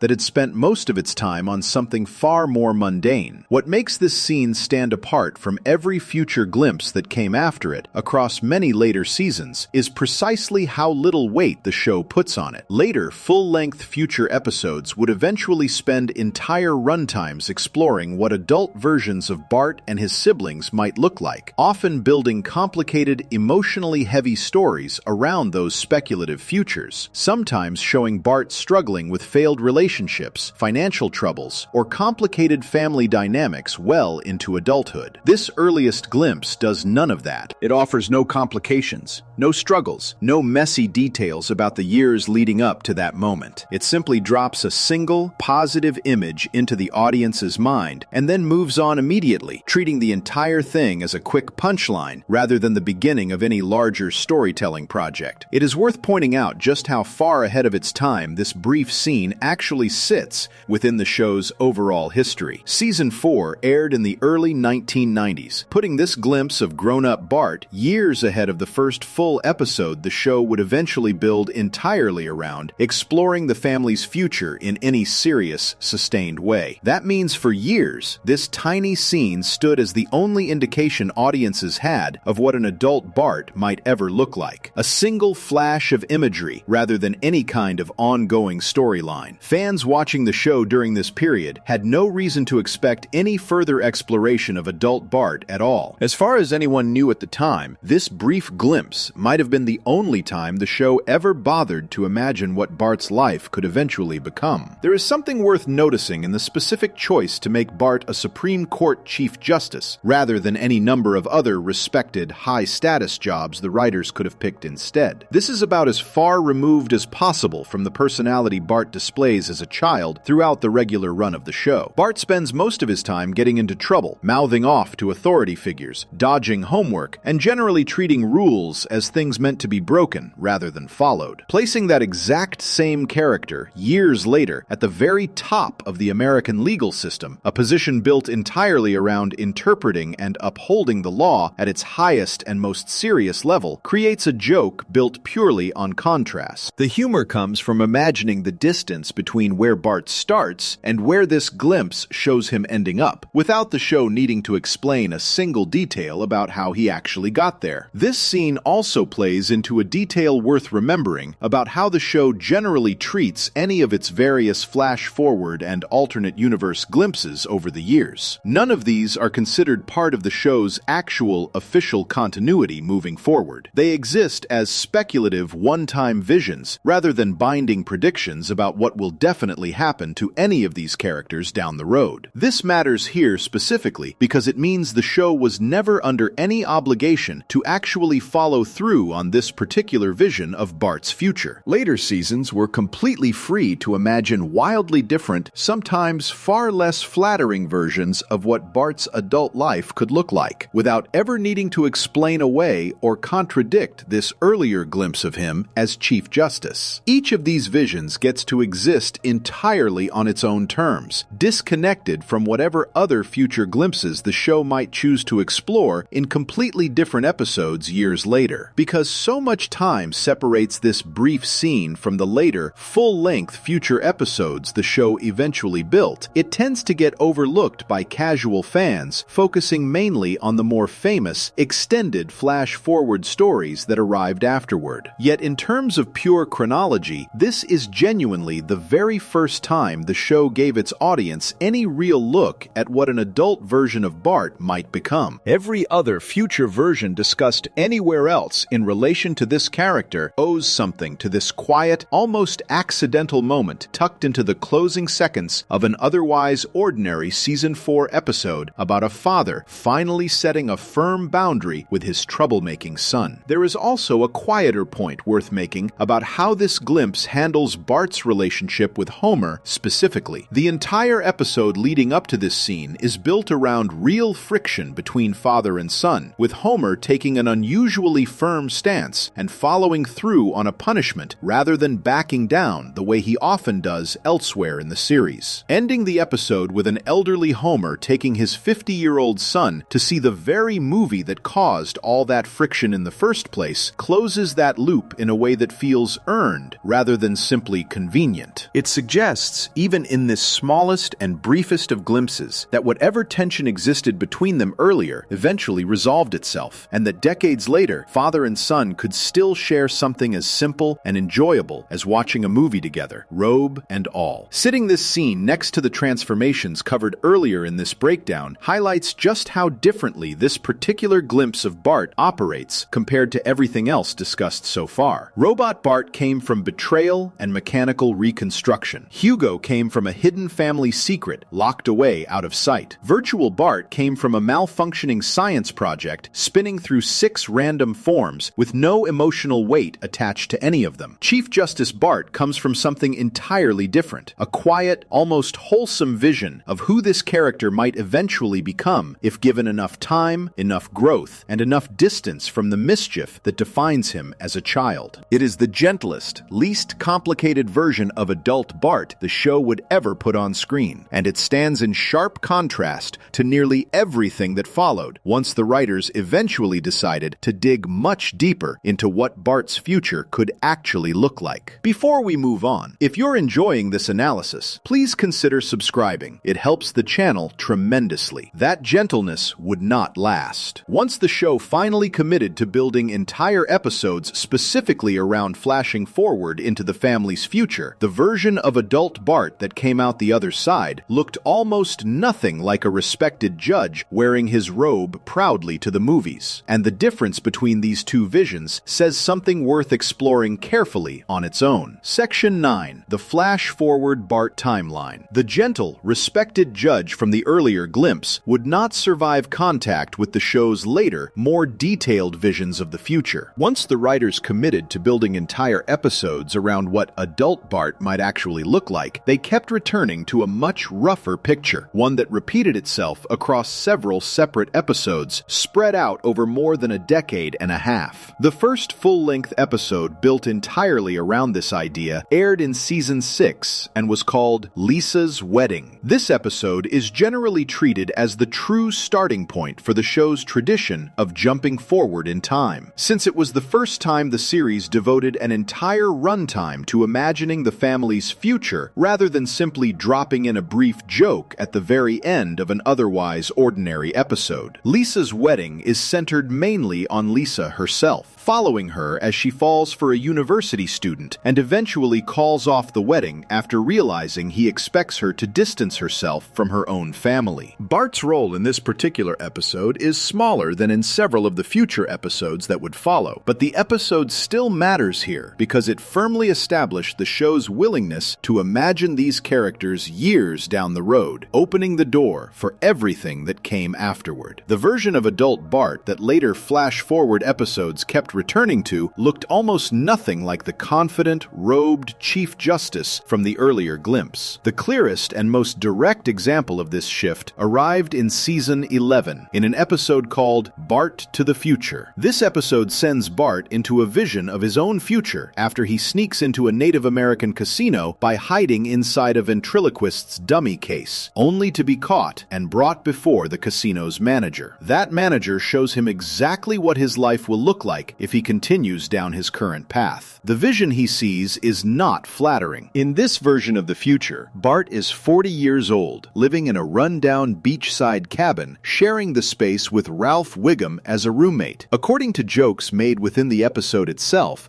Bart has dropped out of a technical school and works as a struggling, mostly unsuccessful musician, performing gigs at a seafood restaurant run by the recurring bully character Nelson, where he is paid in popcorn shrimp rather than actual money. When he is not performing, he gets by mostly through mooching off other people, including his own parents, and even a blind, elderly version of his neighbor Ned Flanders. The episode takes this already rough situation and layers a political storyline on top of it. In this future, Bart's sister Lisa has become president of the United States, dealing with a serious national debt crisis and facing backlash after she tries to introduce a tax increase to help address it. Bart, rather than staying out of his sister's way, ends up making things significantly worse for her, showing up uninvited during an important speech and hitting her with a frisbee, then inadvertently causing her to admit an unpopular truth live on television, which sends her approval ratings crashing. Lisa eventually sends Bart away to Camp David under the pretense of an important assignment, mostly just to get him out of her hair for a while. Bart eventually realizes just how much of an embarrassment he has become to his own family and resolves to try to do better going forward. This episode has one particularly interesting piece of production history behind it that shows just how deliberately unflattering this version of adult Bart was designed to be. According to comments made by the show's own writers and producers during behind-the-scenes discussions of the episode, the character design for adult Bart went through real changes before landing on its final look. The animators originally sketched out a version of grown-up Bart that looked cool, slim, and generally attractive, closer to how audiences might expect a beloved cartoon character to age. One of the writers responsible for the episode reportedly rejected these early designs, arguing that a good-looking, effortlessly cool adult Bart did not match the actual personality the writers had built for this specific version of the character. Instead, this writer asked the animators to redraw Bart with noticeable belly fat, a scruffy ponytail, tired-looking sags under his eyes, and a single earring, giving him a much rougher, more worn-down appearance that matched the sense of a man who blames everyone else for how his life turned out. This detail matters because it shows the unflattering nature of this particular flash-forward was not an accident or a simple joke thrown together quickly. It was a deliberate creative choice, discussed and adjusted specifically to make sure this version of Bart looked exactly like someone who had wasted his potential and refused to take responsibility for it. According to the writers, this version of Bart was built around a very specific, recognizable type of person. Someone who is always waiting for some big financial windfall to finally arrive and fix everything, whether through an inheritance, an insurance settlement, or some other stroke of luck that never actually seems to come. This episode received a mixed reception from critics, with reviews landing anywhere between describing it as a decent, if uneven, entry into the show's catalog, and outright calling it one of the weakest episodes in the entire series. One entertainment magazine at the time went so far as to label it the worst episode the show had ever produced up to that point. Despite this criticism, the episode found renewed attention years later, specifically because of a passing reference made within it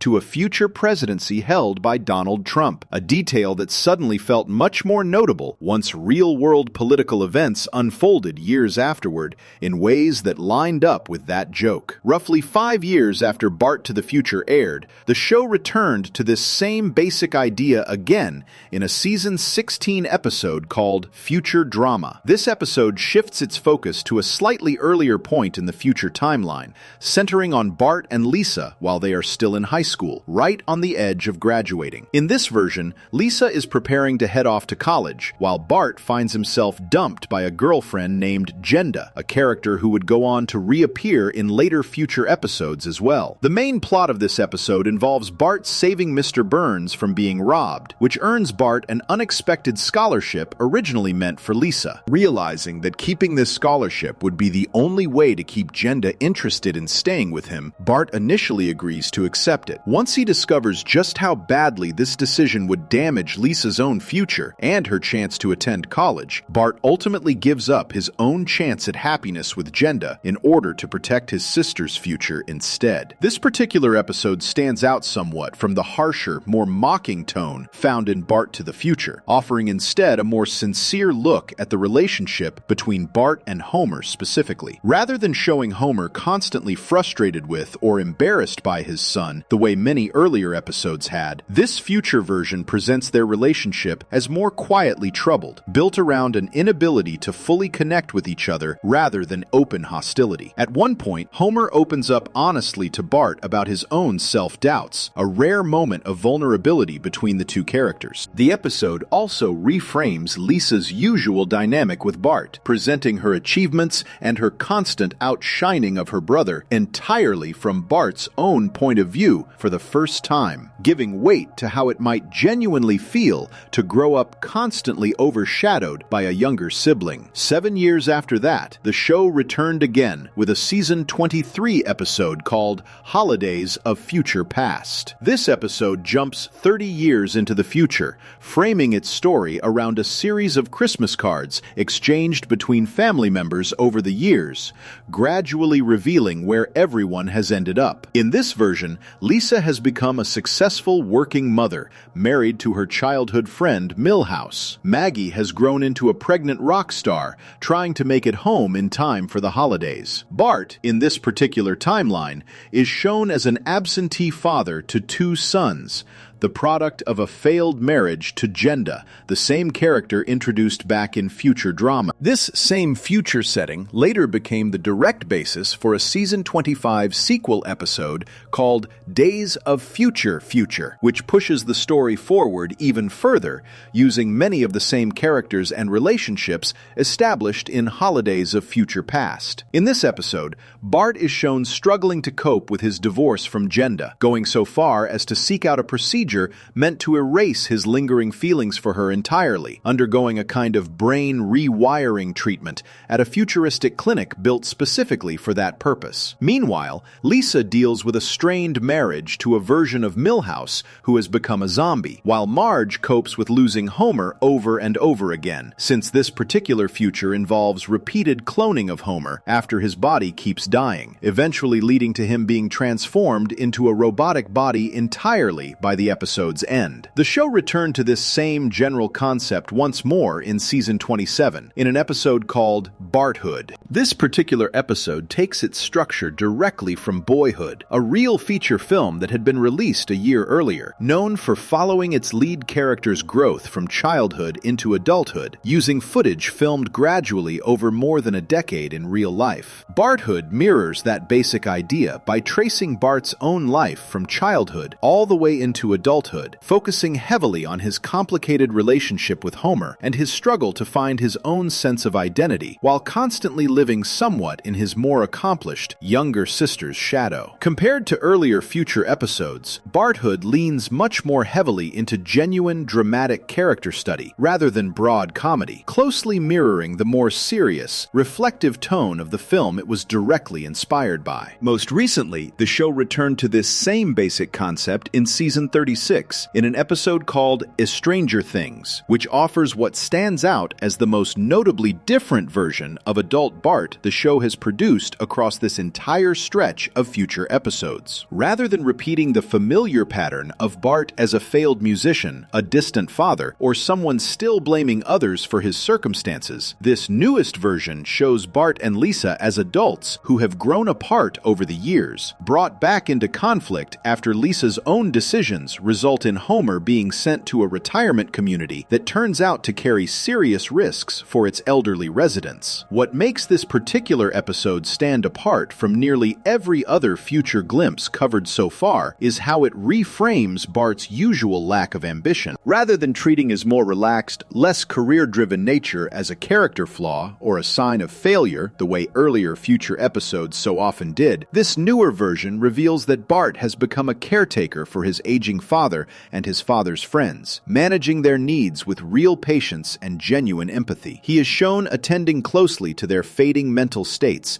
creating a calm and steady environment for them, and looking after their basic physical needs with a level of care that earlier future versions of Bart never once suggested he was capable of. By the end of the episode, Bart and Lisa's relationship is repaired specifically because Lisa comes to recognize just how much good this quieter, steadier version of her brother has actually done, seeing his patience and emotional intelligence as genuine strengths rather than simply the absence of drive or ambition. Looking at all of these separate future glimpses together, spread out across nearly 3 full decades of the show's history, a clear and consistent pattern emerges, one that this newest episode finally breaks. Time and time again, whenever the show pictured Bart as a grown man, it pictured someone who struggled, someone who disappointed the people around him, someone someone whose relationships kept falling apart in different ways across different timelines. None of these episodes are treated as official binding predictions about what will actually happen to these characters, since the show has always treated its future glimpses as speculative rather than fixed. That freedom is exactly what allowed the writers to keep returning to this same basic idea again and again, reworking the details each time while largely keeping the same underlying message about who Bart becomes once he grows up, right up until this most recent version finally offered something different. Before we move on, if you're enjoying this analysis, please consider subscribing. It helps the channel tremendously. Every future version covered here still keeps Bart inside the world of Springfield, surrounded by the same family, dealing with the same relationships that have defined him since childhood. A very different kind of story was waiting just outside that world entirely, one that placed Bart across town from everything familiar, standing face to face with a boy from a completely different show, built with a completely different sense of right and wrong. Section 10. Crossover. Bart, the Simpsons guy. Bart has stayed inside the walls of Springfield through everything covered in this breakdown so far, surrounded by people who have known him his entire life. This final one places him across town lines entirely, standing face to face with a baby from a completely different cartoon, one built around a very different sense of humor and a very different relationship with right and wrong. This story comes from an episode called The Simpsons Guy, which aired as the first episode of Family Guy's 13th season on September 28, 2014. Family Guy is a separate animated sitcom also airing on Fox, created by Seth MacFarlane, following its own family called The Griffins. The two shows had existed side by side on the same network for years without ever officially crossing paths, and the idea of finally bringing these two long-running families together had been discussed among the people working on both shows for quite some time before it actually happened. According to comments made by MacFarlane in an interview promoting the episode, the idea for this specific crossover had first been suggested years earlier, while Family Guy was still in its 13th season of production overall, though it took considerable time before the actual episode came together. The episode's plot begins entirely within the Family Guy side of the story. Peter Griffin, the bumbling father at the center of that show, publishes an offensive comic strip in his local newspaper back in Quahog, the fictional town where the Griffins live. When this strip upsets a large number of local women, and an attempt to clear his name backfires badly, an angry mob shows up at the Griffin family's front door, forcing the entire family to flee town until the situation cools down. While driving through the night trying to escape, their car gets stolen during a stop at a gas station, leaving them stranded with no way to get home. Walking through this unfamiliar area, trying to figure out what to do next, the Griffins end up stumbling into Springfield itself, the fictional town where the Simpsons live. At a Quickie Mart, they run into Homer Simpson, who introduces himself and offers to help, eventually bringing them to the local police station to report their stolen car. When the police turn them away, the Simpson family steps in and offers to let the stranded Griffins stay at their own house until things settle down back in Quahog and their car situation gets sorted out. It is during this stay that Bart and Stewie, the youngest members of each respective family, are given their moment together. Bart shows Stewie his usual collection of mischief-making tools, which mostly amounts to little more than his signature slingshot. He teaches Stewie how to skateboard and introduces him to one of Bart's favorite pastimes, prank calling Moe's Tavern and messing with the bartender there. The two boys hit it off quickly, bonding over this shared love of causing small-scale trouble, and for a stretch of the episode, they genuinely seem to be building a real friendship with each other. This friendship starts to break down once Nelson Muntz, the recurring school bully who has picked on Bart for years, bullies him again during their time together. Rather than simply feeling sympathy for his new friend, or letting the moment pass the way it usually would inside a regular Simpsons episode, Stewie decides to take matters into his own hands, using methods far more extreme than anything the Simpsons universe typically allows. Stewie kidnaps Nelson and subjects him to genuine torture, at one point forcing him to eat his own shorts, a twisted, literal spin on one of Bart's own well-known catchphrases, which is normally used as nothing more than a harmless taunt rather than an actual threat. Bart only discovers what Stewie has done toward the end of the episode, once the Griffins are getting ready to head back home to Quahog. As a kind of parting gift, gift, Stewie reveals to Bart exactly what he has been doing behind the scenes throughout their entire visit. Rather than only going after Nelson, Stewie had actually kidnapped several other people who have caused Bart trouble over the years, including the school bully Jimbo Jones, Principal Skinner, and even Bart's longtime rival Sideshow Bob. Stewie also mentions that he kidnapped Apu, the owner of the Quickie Mart, despite Apu never actually being one of Bart's enemies, purely so Stewie could make a crude wordplay joke about the action itself. Bart's reaction to this reveal is the single most important moment connecting this crossover back to the central themes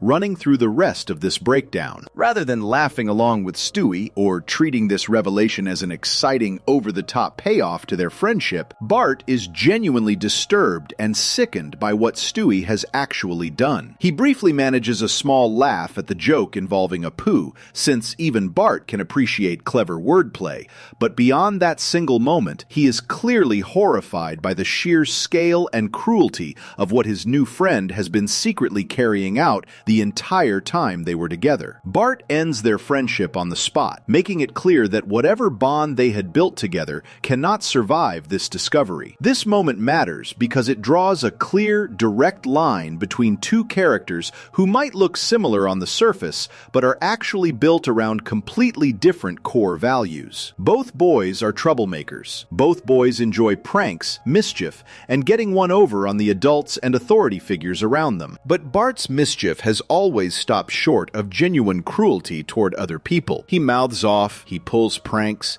he leaves graffiti scrawled anonymously across town. He even, in one of the darker Halloween segments covered earlier, kills a robotic rival with a saw built from stolen machine parts. But even in that most extreme example, Bart's actions come from a place of desperation and betrayal, rather than casual, recreational cruelty carried out purely for entertainment. Stewie's torture of Nelson is different. It is deliberate, calculated, and treated almost playfully by Stewie himself, carried out simply because he can, without any real provocation beyond ordinary schoolyard bullying that Bart himself has dealt with for years without ever seeking this kind of revenge. Critics reviewing this crossover episode after it aired picked up directly on this exact contrast, treating it as one of the clearer and more meaningful moments buried inside an otherwise very different, much more chaotic hour of television. One television critic writing about the episode specifically praised Bart's disgust at Stewie's behavior, describing it as a good, clear statement about the actual difference separating these two shows from each other, despite both being long-running animated sitcoms airing on the same network. Another piece of criticism focused specifically on comparing the two characters directly, describing Bart as a mischievous kid armed with nothing more dangerous than a slingshot, while describing Stewie as something closer to a genuinely dangerous character, a baby whose humor comes specifically from the idea of harboring real murderous intentions underneath his cute exterior. According to this comparison, placing the two characters side by side in the same episode ends up clarifying exactly what each show is actually built around, and demonstrates plainly why blending these two very different comedic sensibilities together does not always produce something that feels natural or comfortable. The episode did include other storylines running alongside the Bart and Stewie plot, giving a fuller picture of how the two families interacted with each other during this shared crossover. Homer and Peter spend much of the episode trying to track down the Griffin's stolen car together, eventually discovering it in the possession of a minor recurring Simpsons character named Hans Moleman, who accidentally runs Peter over with it. The two fathers end up bonding over drinks at Moe's Tavern, only for their friendship to sour once Peter introduces Homer to his own favorite beer, which turns out to be a cheaper imitation of Duff Beer, the fictional beer brand that exists inside the Simpsons universe. Lisa, meanwhile, discovers that Meg, one of the Griffin children, has a genuine natural talent for playing the saxophone, leading to some tension once Lisa realizes Meg might actually be better at it than she is. The episode eventually builds toward a large, exaggerated fight between Homer and Peter, one that escalates wildly beyond anything either show would normally attempt on its own, involving the two fathers falling into radioactive material at the nuclear nuclear power plant, briefly gaining superpowers, and even ending up aboard the spaceship belonging to Kang and Kodos, the recurring alien characters from the Simpsons universe, before eventually returning safely back to Earth. By the end of the episode, most of the tension introduced throughout the crossover resolves itself in a fairly lighthearted way. Homer and Peter, despite their intense fight, admit a genuine admiration for each other and agree to simply keep their distance going forward. The Griffins return home to Quahog, discovering that the backlash over Peter's original offensive comic strip has largely died down in their absence. Stewie, for his part, tries to act as though he has completely moved on from his short-lived friendship with Bart, though the episode closes on a small joke showing him secretly still thinking about Bart, writing out a repeated phrase on a chalkboard, insisting to himself that he will not think about Bart anymore, undercutting his own attempt to appear indifferent about losing that friendship. Reception toward this crossover overall ended up fairly divided among critics. Some reviewers pointed specifically toward certain scenes, including a widely discussed joke referencing a very serious real-world crime, as feeling deeply out of place once placed inside the Simpsons universe, arguing that Family Guy's much darker, more shock-based style of comedy did not translate comfortably into Springfield's usually gentler tone. Other critics focused more on praising specific character interactions, particularly the dynamic between Bart and Stewie, as a genuinely interesting and worthwhile experiment, even while acknowledging that other parts of the episode leaned too heavily into Family Guy's more aggressive comedic instincts at the expense of what typically makes a Simpsons episode work. What makes this crossover worth closing on is the contrast it creates, almost by accident. Across every shape this breakdown is traced: the sketch, the dancer, the costume, the graffiti tag, the robot, the twin, the shifting test subject, the judge, the long chain of struggling adults. One thing never changes. Bart has never been written as someone who enjoys hurting another person for pure pleasure. Standing next to a character built entirely around that impulse, his actual limits finally come into view. If you enjoyed this video essay, make sure to subscribe, and I'll see you in the next video.